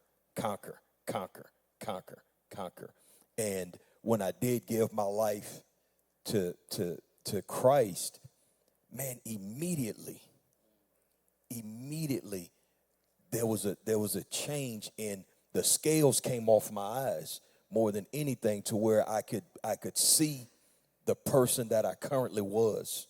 And it took time to go through that process of healing. The scales happened overnight. The scales happened immediately, but that process had to come about. And I think that sometimes that we all have some wounds in things, and I may be speaking to the choir, but Jesus Christ, and getting in that word shows us a different way, shows us the way that we should be, the way that we were created to be, and to allow ourselves to go through that healing process. And of course, I've had people along the way, and I'm not going to go down that whole pathway to give others time to talk. But that's the traumatic thing that I suffered with. But that's the one point through my Lord and Savior Jesus Christ in which my healing began. Jeff. I would say losing my father. At this point in my life, I'm healed from it, but it was traumatic. Growing up without a father. I mean, I have 3 sons. I said it earlier. I think that's one of the reasons why a lot of the decisions I made was because of my sons, making sure that that they seen a strong father. Making sure that I was transparent. Just letting them see it all, because we're not perfect. And there's no sense of us men pretending that we are perfect. And so I really feel like, to be honest with you, is the loss of my father. And it was only, like Brother Keith said, it was only because of Jesus Christ coming into my life was where the healing took place. Now, in the audience, by show of hands, anybody lost a parent? So we share this, right? Like, the loss of a parent is traumatizing, debilitating. I mean, nothing breaks you down more other than the loss of a child. That the loss of a parent is one of your greatest traumatic experiences you want to endure as a human of any kind, but especially as a black man. And it requires a lot of time, a lot of therapy sometimes, a lot of God, a lot of honesty. Like sometimes you just we try to push through it, we're taught to push through everything. But so if I have to leave you guys with one word when it comes about healing, take the necessary time to heal. And that time is not a month. It's not a year. Like, that time is not really defined. There's no certain time. And you're going to never really get over it. It gets easier, but you're never going to get over it. But a lot of times we just put things like that in our back pocket. We got to keep on working, keep on supporting, keep on grinding, keep on getting out the mud, and we never take time to see about us. And that stress will eat away at you and eat away at you until eventually you're going to break down. So make a conscious and proactive step to seek that healing. It could be just getting on the phone with a brother that you trust, or coming to a church, or seeing a therapist, but definitely don't just sit there and not do anything. Rayla? Yeah, man, I think there's several, moments of trauma, several moments of hurt I could choose, but I think one that is important and relevant is church hurt. It's a popular conversation, particularly in the pew. But I've began to say there's probably no one more church hurt in your church than your pastor. It is traumatizing to learn you can be doing right and it go wrong. Man, it's traumatizing. to say, man, that doing good is hard. That shifts your reality. When you say, man, if I, because you grow up thinking if I do the right things, things gonna go right. And then you come to church and say, man, if I worship the Lord, things gonna be good. And then you become a pastor and you're leading and you're sacrificing and you're pouring everything you got. And man, when someone at that church just walks out because they feel like it, someone you've discipled and poured in, decided, just in the whim, Pastor, you didn't hurt me, but somebody else did, so I'm leaving you. When you are leading and guiding your church with vision and people are fighting and you've got, they will admit you got vision, but they fighting blind. It's a traumatizing situation, man. And it takes a lot to really deal with, to really wrap your head around that is a reality. And again, conversations with God, it was just like before. You're sitting there thinking, I don't have enough of this. I don't have as much of this. I don't have as much of that. And God says something as simple as, but do you have enough? Right? Blows your mind. From church hurt, the conversation with God, I said, well, I did this and they did this and I did this and they did this. And I'm telling God all the things that has hurt me about church life, man. And God says another simple thing. He said, did it work? And I say, well, no, it didn't work. He said, well, why you hurt? It's hard to be hurt when you realize it didn't work. Right? Because now you're projecting this is how I should feel, not how this is the reality. If it didn't work, why you hurt? Right? And so sometimes processing through our various hurts is realizing it didn't work. That yes, I lost a father, but did it break me? Did it yeah, the enemy took this or took that, but did it work? And if it didn't work, why are we hurt? Right? And that's what really, bolstered me is I had to ask myself, what did I really lose? What was really broken? So give you another quick example where recently I lost a powerful mentor of mine, man. Dr. Jimmy R. Stevens, New Covenant Faith. There's my dad, there's Pastor Stevens, okay? As far as mentorship, and I will say that, my father was the most influential person in my childhood. Dr. Stevens was the most influential person in my adulthood, okay? So right up there. And about a little over a month ago, he passed away. And man, when I got the news, I'm slammed, man. I'm floored. Not floored to the point, you ever been hit so hard you didn't even know you couldn't even cry. You just like, man, what in the world, right? Just completely floored. And I was having this conversation with myself, man, I can't believe I lost, my mentor. I can't believe I lost Pastor Steve. I can't believe we lost him.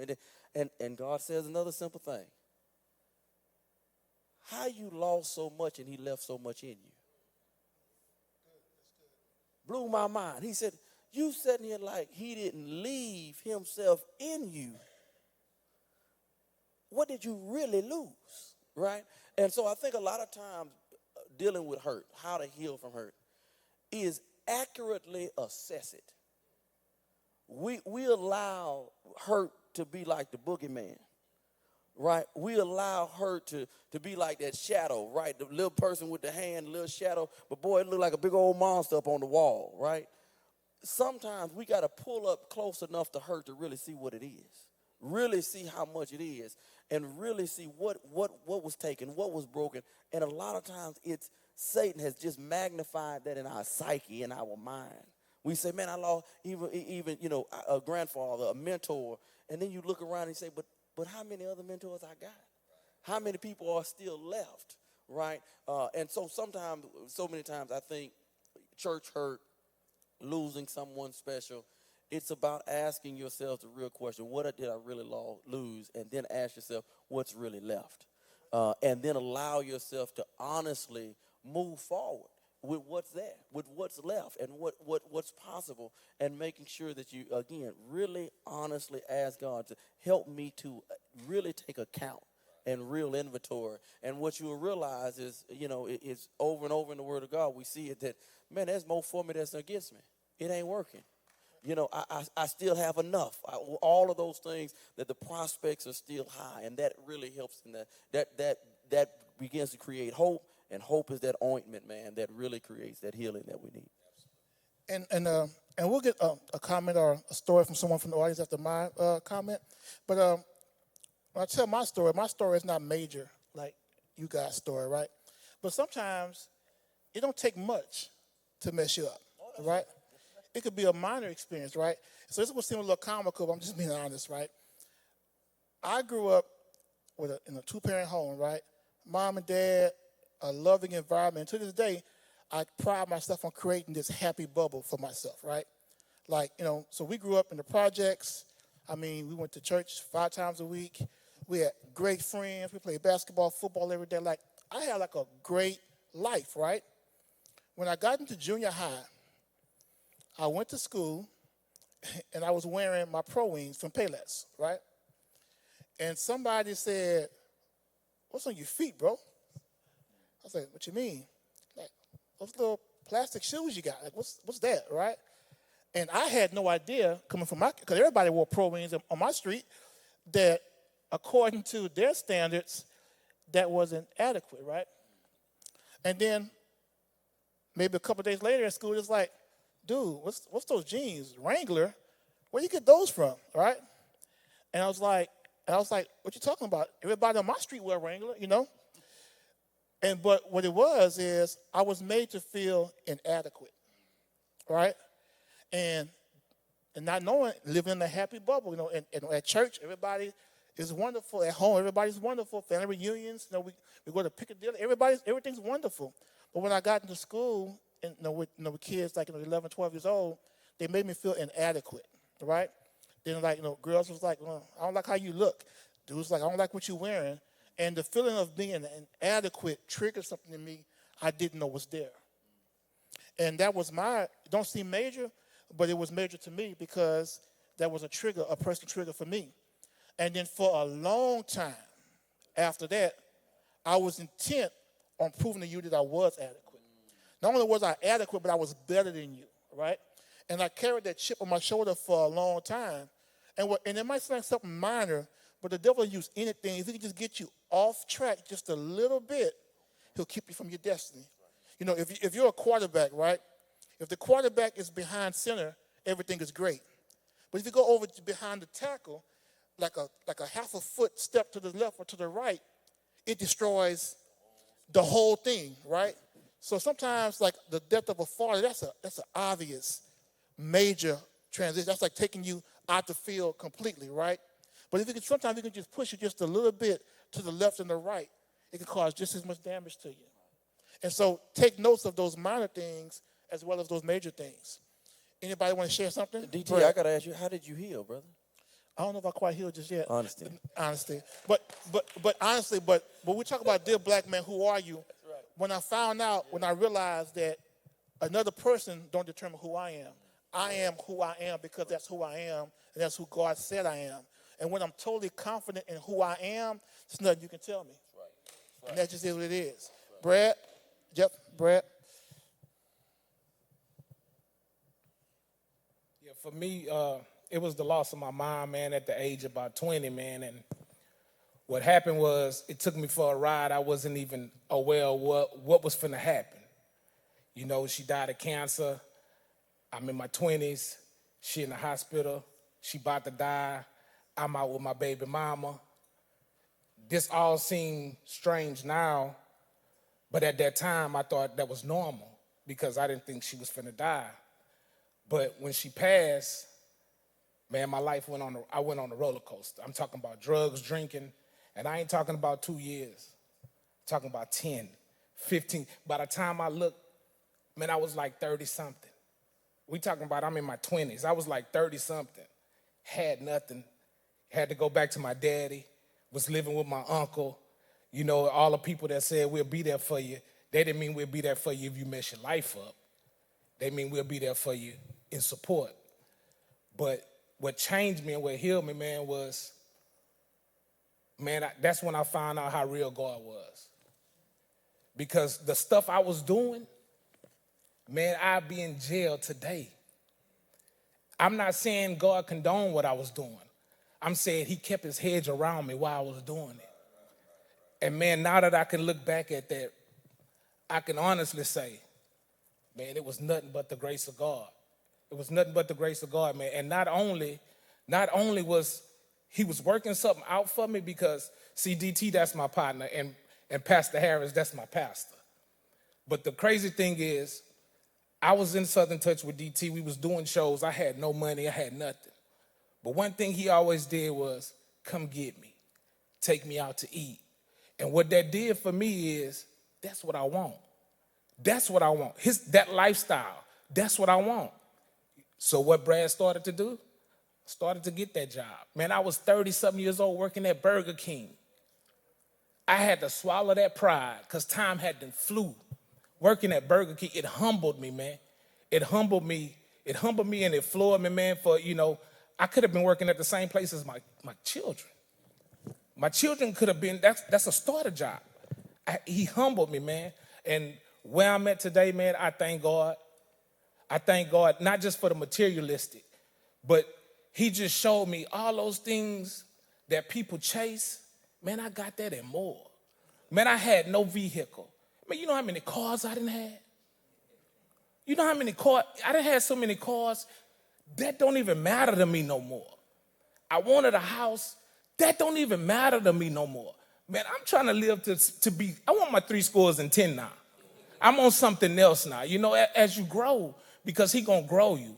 And it goes back to what we was talking about, the kids sagging. If we honest, we all sagged our pants before. If we honest, but we gotta be honest. Now, we sag, it wasn't like they sagging now. They took it a whole nother notch.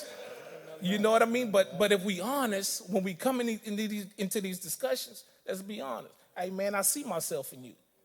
I see thank God for my pastor. Because you know what we do? It's me and another brother. Man, we wear our Jordans. We deacons in the church. But we will wear our Jordans. He allow us to wear our Jordans. You know why we do that? Because somebody ain't got suits. Somebody ain't got the blazer. They need to be able to see, oh, okay, we got a sneakerhead up. Yeah, come on.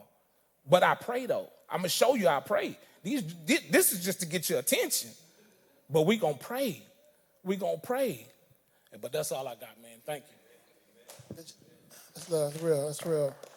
And so, okay, in the back, Jeff, in the back. Harold Guillory. My traumatic incident was abandonment. Abandonment by my mother, abandonment by my father. And throughout life, that's how it was for me. If you became a friend because you was around my age, you was in my hood, or whatever the case may be, at some point, your family moved, or whoever I was reside with, we moved. So after a while, as a young man, I resist being close to people, befriending individuals, because I knew at some point you would leave me, or I would leave you, you know. So have I healed? I'm still healing. In the process of me going through all these things, I don't know how many other brothers in here, but I served time in the penitentiary because of all the things that were going on in my life. And I want to touch a little bit on that, what we were talking about earlier about what are you seeing. Before I got here, I commented on the page saying in order for a man to be a man, he has to first see a man. What are we seeing? That's good. What are we showing? You know, the other thing is, when I got out of prison, I started speaking in the schools to tell young people where I came from and how I got to where I was that led me to prison and all those types of things. And I used to see young brothers in the schools sagging, and I still see it today. And I would hear some of my own black people would say, well, you know, they got that from jail. That's where they learned that from.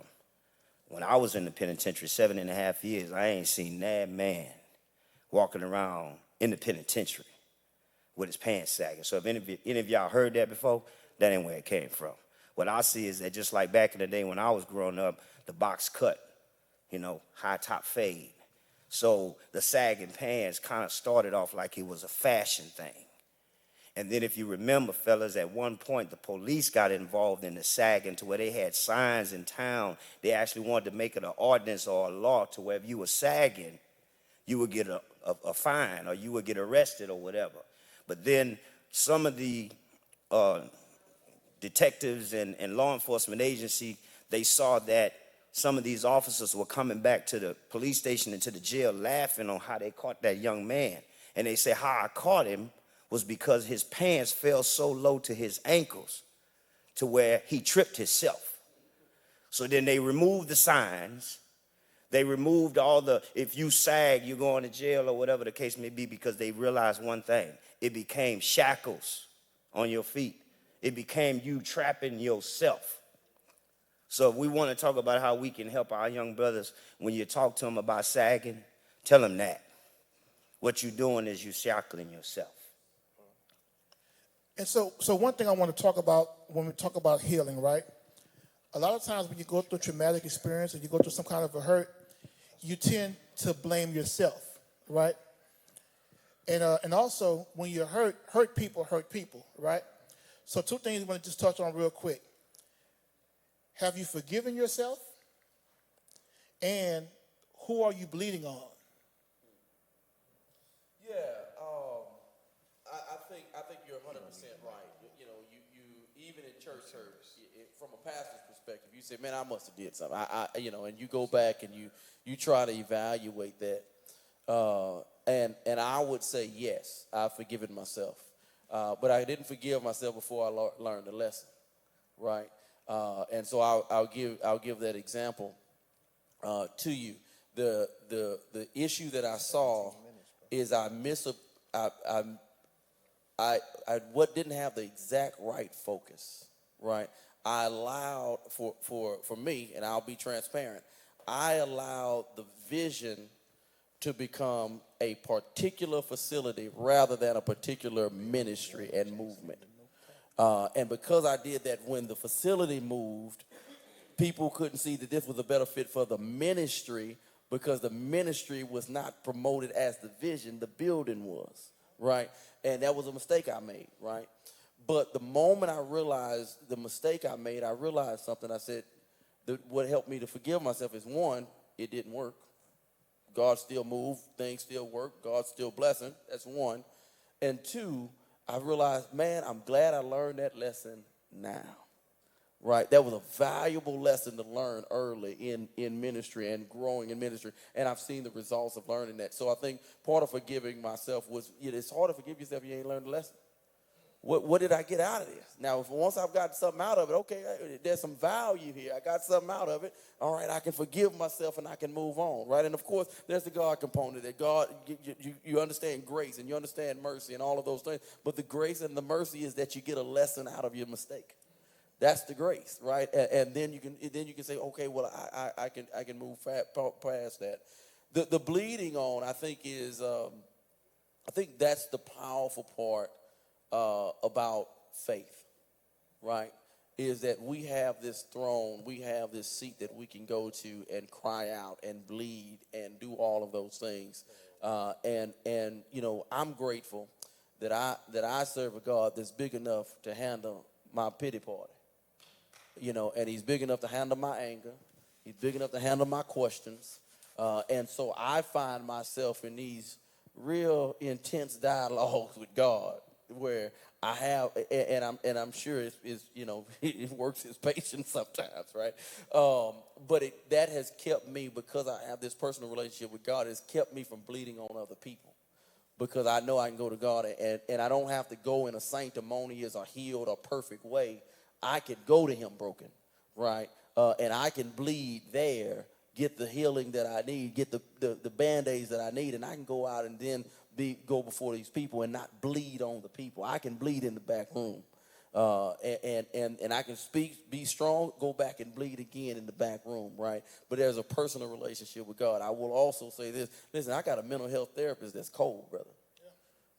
Brother is cold. Invest in one. I drive to Houston to see mine. I cold, And so you've got to have those outlets. You've got to have those people. But it's just like in life, right?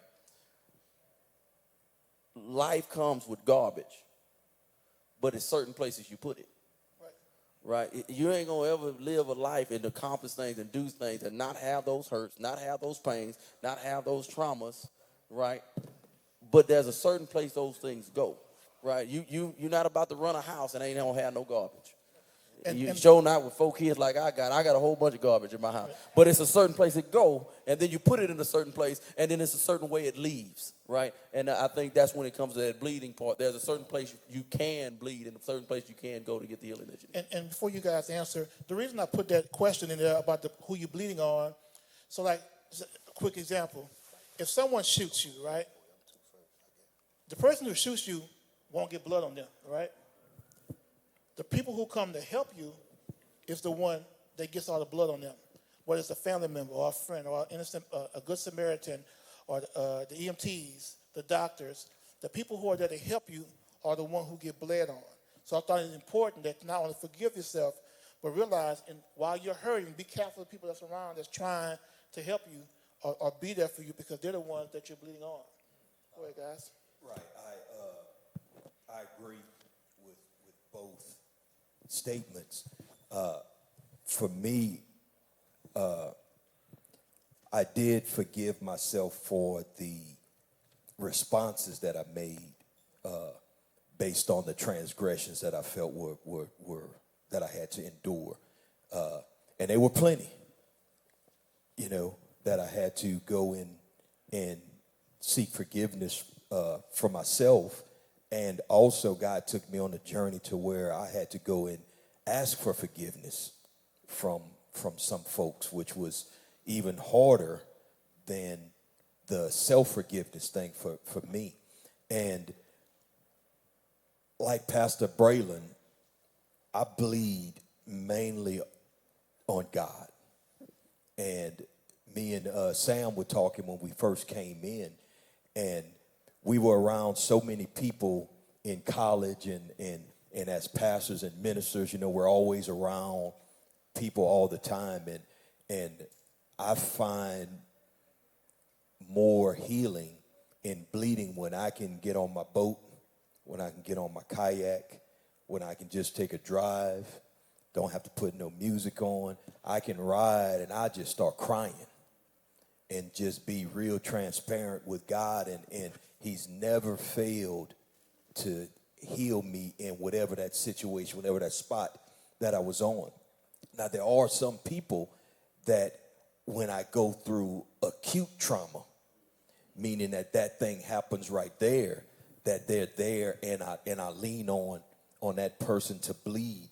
But though there's some of the deeper things that outside of going to a therapist, that you have to be careful who you bleed on. I'm a country boy from New Iberia, and I remember my grandmother would always say this: people don't know you got dirty drawers unless you hang them on the line dirty.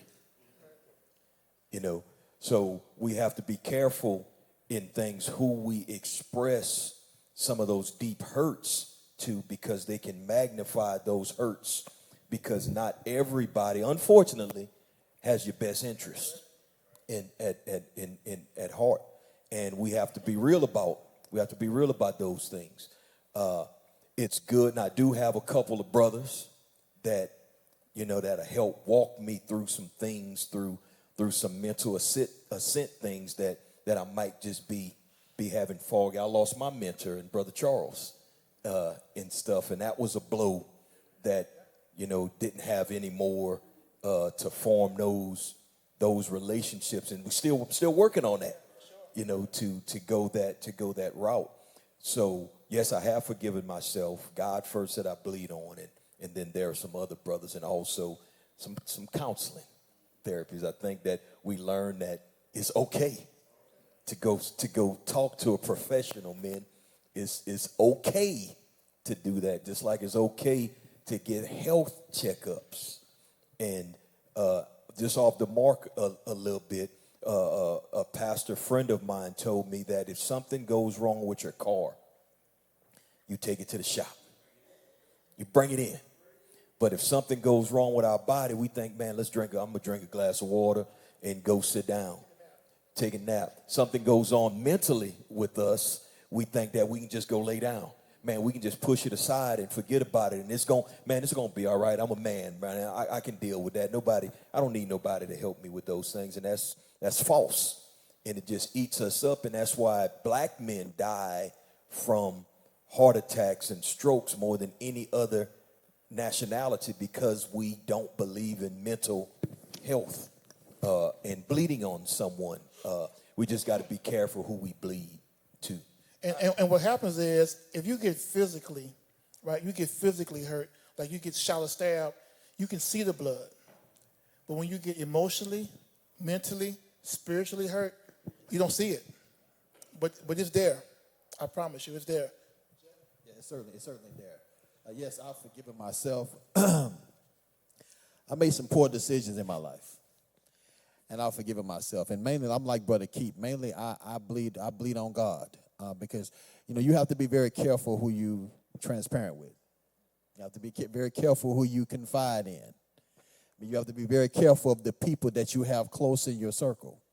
And so, what I found that works best for me personally is I spend a lot of time in prayer. I've been doing that, lately for the past several years, and allowing God to download in me what I need to get out of me.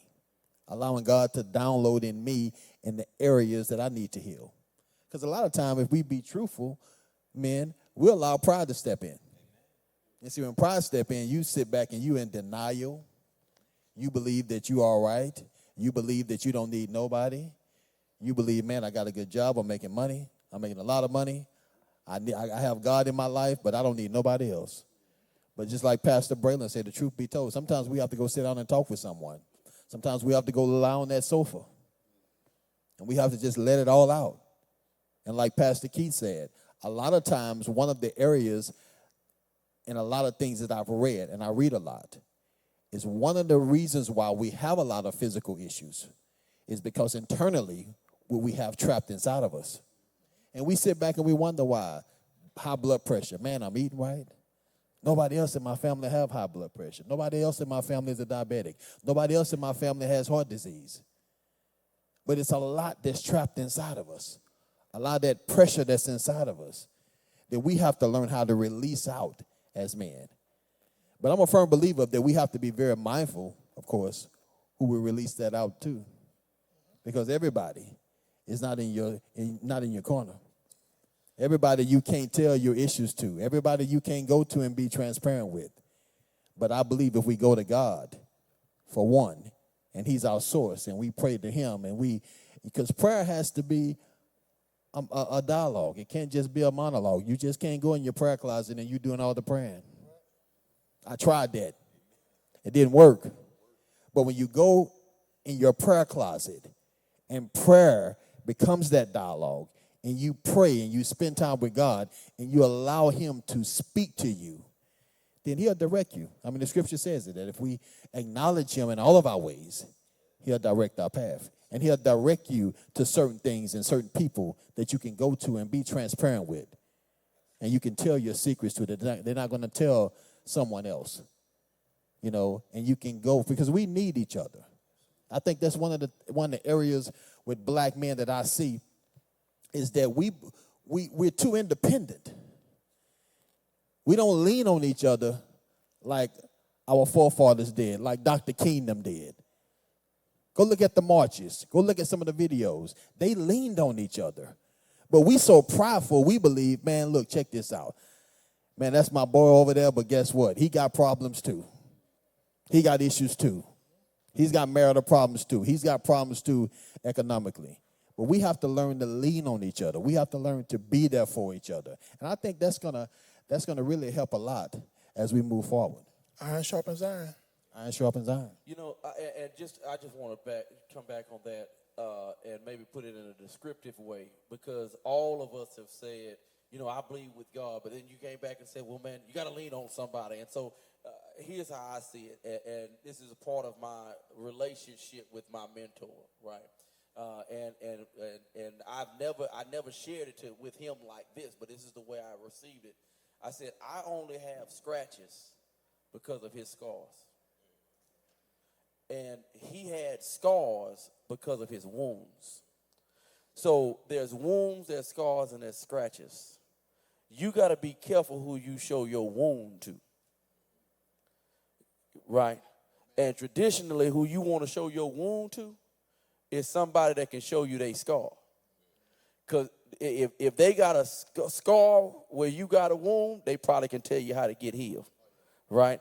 But then if now your scars, those places, that things that you've gone through but you've healed, you ought to be able to show those to anybody. We got to stop hard. You got to hide your wounds now and only show your wounds to certain people, but we got to stop hiding our scars. Because if we don't show our scars, the person with the wound won't know who can help them, right? But so the wound part, we got to go to somebody that's got a scar, someone that's been through it, someone that has some medical or some medicinal, the therapist, the pastor, whomever that has some skill that can handle that wound. But then when it comes to the places that we've now healed, we got to be able to testify about those things, because there's going to be somebody that look at your scar and say, man, that look like that's where my wound at. And that begins to address person. And then also when you show people your scars, some people that may not have the wound can say, man, how did you get that? And then they want the testimony of how you got it. And they can avoid the wound because they ask you a question about your scars. And so there were so many scars. For example, Pastor Stephen had wounds that had turned into scars because they had healed. And I would ask about the scars. And because he was so specific on how he got the scar, how he wanted to get the scar, now I go through the same situation, same briar patch I walk through, and I only get scratches. And those are how those things have to work out. We've got to be careful with the wound, but we got to be open with our scars. Josh, you have a comment? Talking back to, I'm going to kind of touch on everything. It say, dear black men, have you healed, right? So, kind of open by me, right? It's hard to bother me, man. I got tough skin. I don't care what you say about me, man, because I'm my own man. You know, I feel like you can't eat me. There was a point in time, I left my mama's house at 16, right? Like a lot of men. Been living on my own ever since. But I made some, like kind of Jeff said, I made some poor decisions in life. I wound up homeless. I lost my car and my house in the same day, right? So you have your faith, right? You pray, but you go in this dark place to where Jeff was saying we reach out to brother. How do you reach out to somebody and say, dog, I'm homeless today, dog? You know, and then for me as a man, as a black man, number one, I'm not asking you for nothing because that's how I was raised. You know, if I go up to you, man, you let me wash your car, you let me cut your grass. I'm not you can't find nobody that say I asked for no money in this time. It's not me. And I'm not negating no man and saying no man no less than other if any other way, but that's just me, right? So I had to pull myself up out of that, right? And the interesting thing apart about growing with God is I'm still in that tough area, right? Because God do some things to you, make you, man, it make you want to fight everybody. You know, just truth be told, man. Hey, pastor, what you saying is cool, but let me holler at you after I cool down. You know, I know you mean well, right? Because in 2017, I lost my vision for 2 months, right? So I'm in a dark place. Man, ain't nobody come check on me. Ain't nobody come holler at me. And I didn't need nothing, you know. But it's just the fact that I had to move and navigate blind, right? I'm going to doctor's appointments, everything on my own. I can't really see. And I joke a lot. I guess people thought that I was being a jokester, but I'm dead serious. But I'm not finna cry. And I'm not finna beg you for nothing. I'm gonna figure it out. And as black men, oftentimes we do that, right? So when you go through enough of those tough spots, right? And it kind of it goes into bleeding, right? I believe in God and God is there, but I'm not gonna let nobody take me back to being homeless, right? And then I don't know what God got ahead of me. So as far as being healed, I'm thankful, right? And then he give me the health every day to wake up. And find people just out of nowhere. I get customers, you know, so I rely on that being faithful. So when I say I don't know if I could tell you that I'm healed, right? I can tell you that I'm thankful, and I can tell you that if I done you wrong, I really think back on everything, and I try to apologize to people, right? So I work in that nature, but I'm not gonna tell you that I don't bleed on nobody, right? Because if you come barking for me, I'm gonna come see you, Jack. But with that, right, as black men, kind of to spin it back around, you brothers have healed. Y'all go to people. If nothing else, if you don't tell it here, kind of put it on the internet, because other brothers not going to know where to go for certain resources, right? Like you go to a therapist, you go way to Houston, right? And it's not to negate nobody here, just guess what? Whoever that connection is in Houston, it's like going to grandma's house, right? Like I go online, I go to Southern University. We got great schools here, but walking into Southern, right? Many people treat me like you wanted a grandma's house. So no matter how much time I got to take on the drive, no matter how much time I got to stay up late at night after working all day long online, man, going to Southern, they kind of just grab me like, I'm sorry, baby. Like, you going to graduate, dog. We got you. So, you know, oftentimes as black men, we don't have that because we so busy, right? It kind of transcends to this younger generation. You know, the time that y'all were coming out, and I'm going to speculate around 50s. I ain't put nobody out there. We got the salt and pepper. But I come up I'm in the late, you know, I'm going to be 40 this year, right? So it changed for my generation. You had Frankie Beverly and Mays. Then we wound up with crack cocaine. Then now they got NBA YoungBoy. So it's just a different transition of levels. So when you go to connecting, right, you got to remember that your era of growing up and where you derive from, man, it's a totally different influence, right? It's even the neighborhood, and I'm going to wrap it up because I'm getting long. Even the neighborhood, right? The neighborhoods we grew up in, DT, I remember me and you having a conversation. I'm not going to put you out there, but you started out in the projects, right? Me too. But we've moved out of them neighborhoods, right? So those kids can't see us, right? And it's not to say that we don't feel like we better than those kids. We bought places here and there. We got places for our family, but they're not in those neighborhoods. So those kids can't see those influence of a healed black man, of a saved black man, of a black man that go to work and wear a suit. And it's not me putting no brother down because you live wherever God bless you to live. But these corner blocks, right, from taking out your Frankie Beverly Mays, to adding your drugs, to adding your skinny jeans, to influences on the internet that you can't turn off, right? TV used to turn off, man. Remember that? You had your old war stories, right? You had to pray or you had to go to sleep.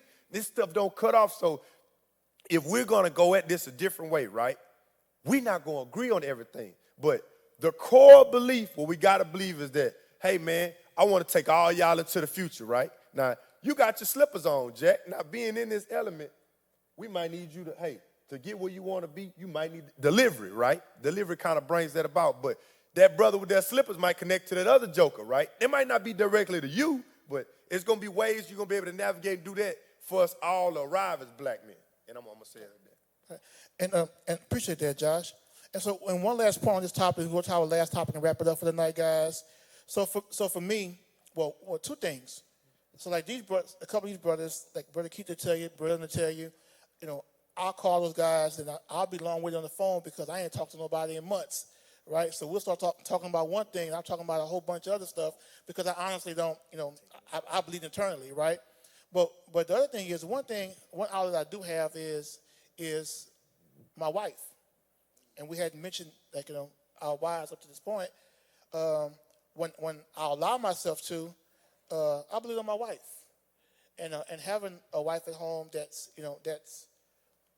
nurturing and compassionate, understanding, it's that's one of your biggest therapies. You know what I'm saying? That's one of your biggest outlets.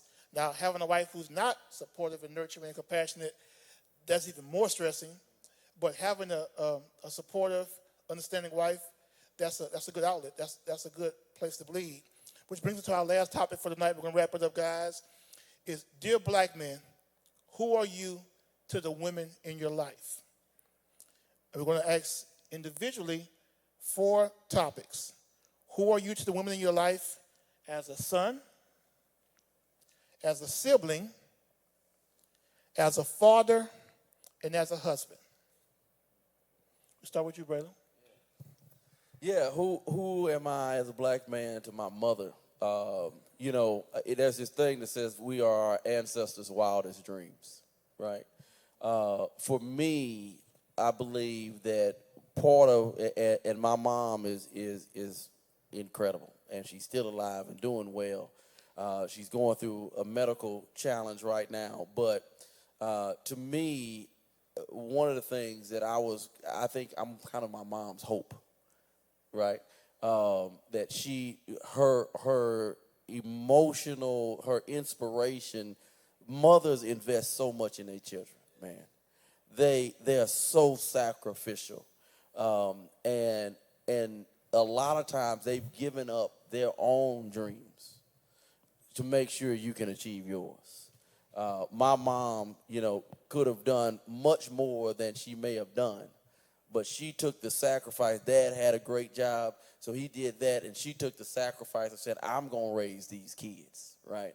I'm going to make sure these kids that, they get to school and they don't have tennis shoes, I'm going to be at the house, we're going to make sure they get them. Or I'm going to have a job that I can leave so I can support them. And so I think for a lot of mothers, that the children, particularly as a young black man, we become, there is that idea of they live vicariously through us, right? They are looking at us and saying, well, if he can achieve, then I've been a part of that achievement.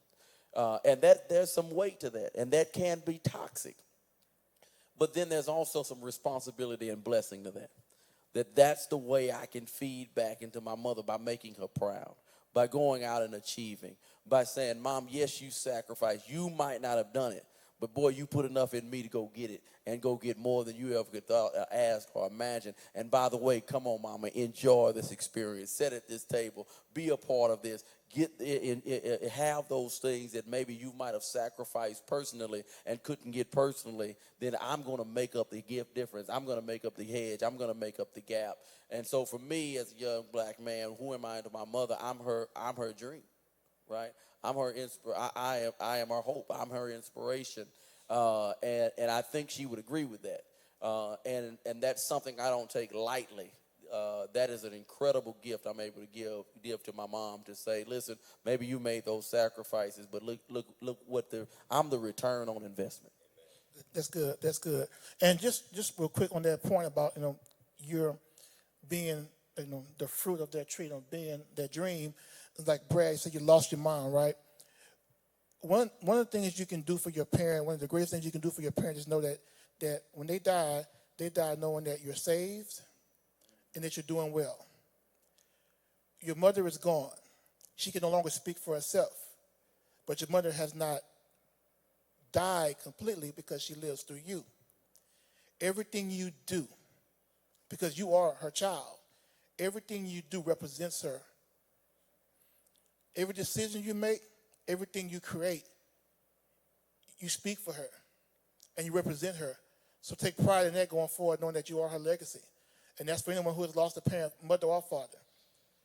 Now we're asking about who are we to the women in our life as a sibling? I got 4 sisters. And to put it simply, who I am, I use one word, example. Now, women look to their dads to the kind of man that they want, right? But their brothers are the kind of man they have access to in real time. And for me, I hope to believe that I'm the example, for good or bad. Bad in the sense of, look, don't do this. Like, don't deal with this version of me.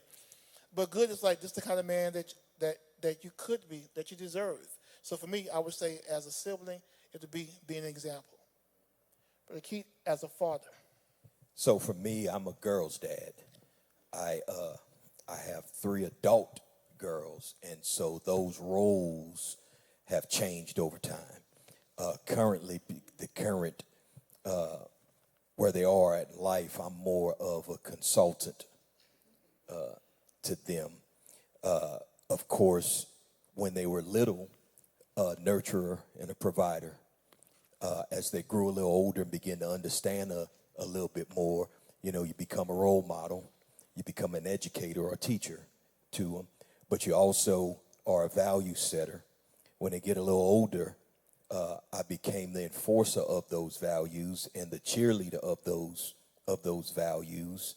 And then again, now when they're at this age, I'm a consultant, but not always. I've always been and always will be their protector. I will always be their covering.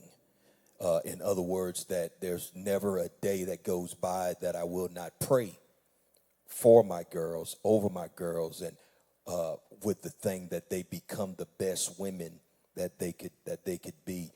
Me and Jeff was talking earlier with our kids, and this hit me many years ago, because I didn't have a dad and a mom, and did have some great people around me. I had to learn how to be a dad.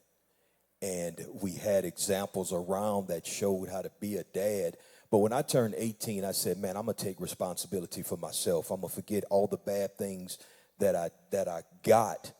And well, not forget them, but learn from those things. But I need to learn some new behavior, some new habits, and some new things, because I didn't know in things. So I asked a whole bunch of questions. I went to a whole lot of people. I read a whole lot of things. I joined, matter of fact, the Fatherhood Initiative in things to learn some skills on what it meant to be a dad. And when we were talking earlier, my girls shouldn't have to go through the things that I went through.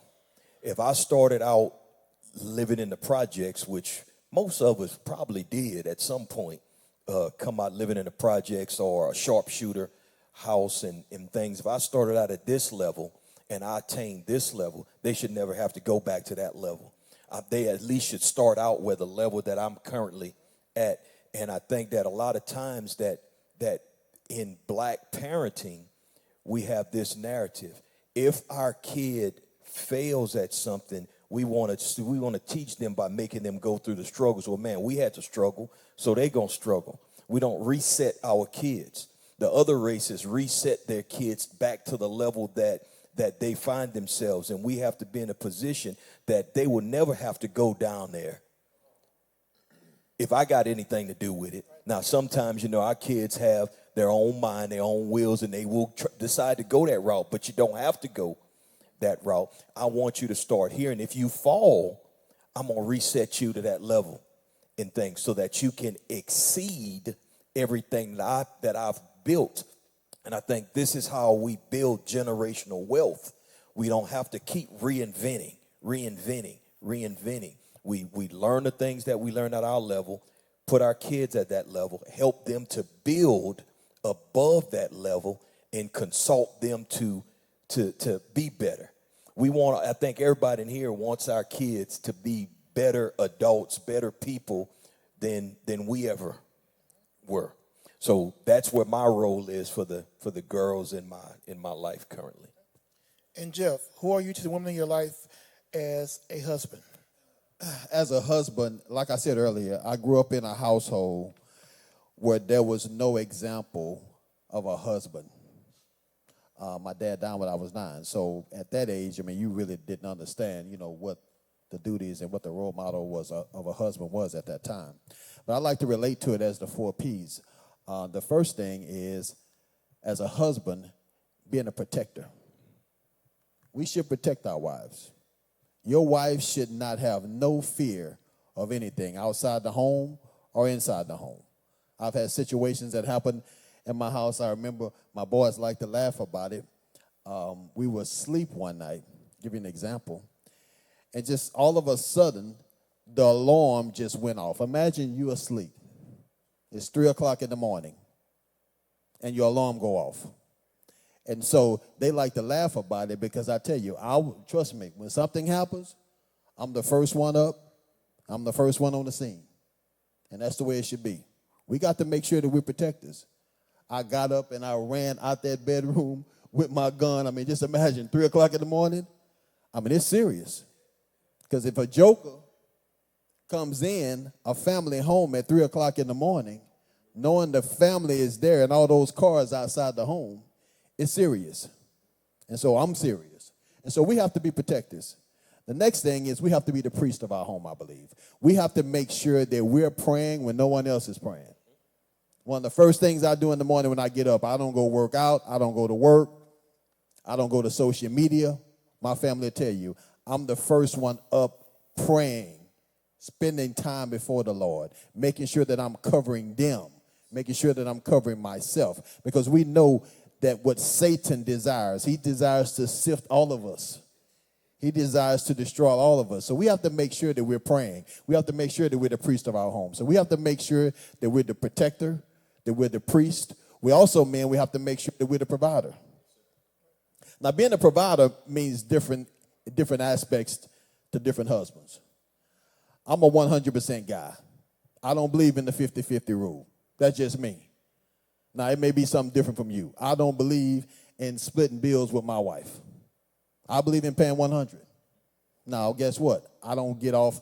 I don't have an issue with anyone that believes different. That's just my belief as the provider, that I should be making sure that I take care of all the responsibilities in the home as a provider. And lastly, as a producer, it is my responsibility to make sure that I produce enough into my wife that she don't have to go to anyone else. Her life should be better as a married woman than it was as a single woman. That's what I believe. And so that's the 4 P's that I live by. As a producer, as a protector, as a priest, and as a provider. So, guys, first off, I want to thank everybody that was on this panel and that came out tonight. And our empowerment group is called Iron Sharpens Iron, right? And tonight we had a discussion, some things we agreed upon, some things we disagreed upon. But if you ever rub 2 pieces of iron together, it's rigid. It's rigid. So when we disagree, or we get emotional, or we get angry, even when we do agree, it's that iron sharpening iron. Eventually, you keep rubbing the iron together, it's going to both get sharp. It's benefiting everybody. We want to have these conversations because, like they said in the top of this conversation, there's a lot of narratives pushing out there that promote a lot of negativity, a lot of false narratives. So this is an opportunity for us to share something positive. Now, I'm not sure online how many shares we'll get because nobody's wearing a dress or doing anything stupid, but we do the work that we can do, right? And so having this conversation is a start. We want to have more conversations, more things. That we have in June, we have our picnic for our men's and boys picnic again in June. And if you know a young man that might be just needing support, needing some love, or just want to hang out, bring them out. As men, we have to start showing up, right? To see guys taking their time to come out to something like this, that warms my heart, because a lot of times, I know we are busy, we are tired, but a lot of times we're just passive and dismissive. We have to be proactive. We can say what's wrong and what's right and what needs to be done, but what are we doing ourselves? So for me, like I said, responsibility, it's accountability. And so iron sharpens iron, brothers. I appreciate you guys' time, appreciate your time. Thank you guys. Thank you for everybody online for tuning in, and we'll see you guys next time. Thank you.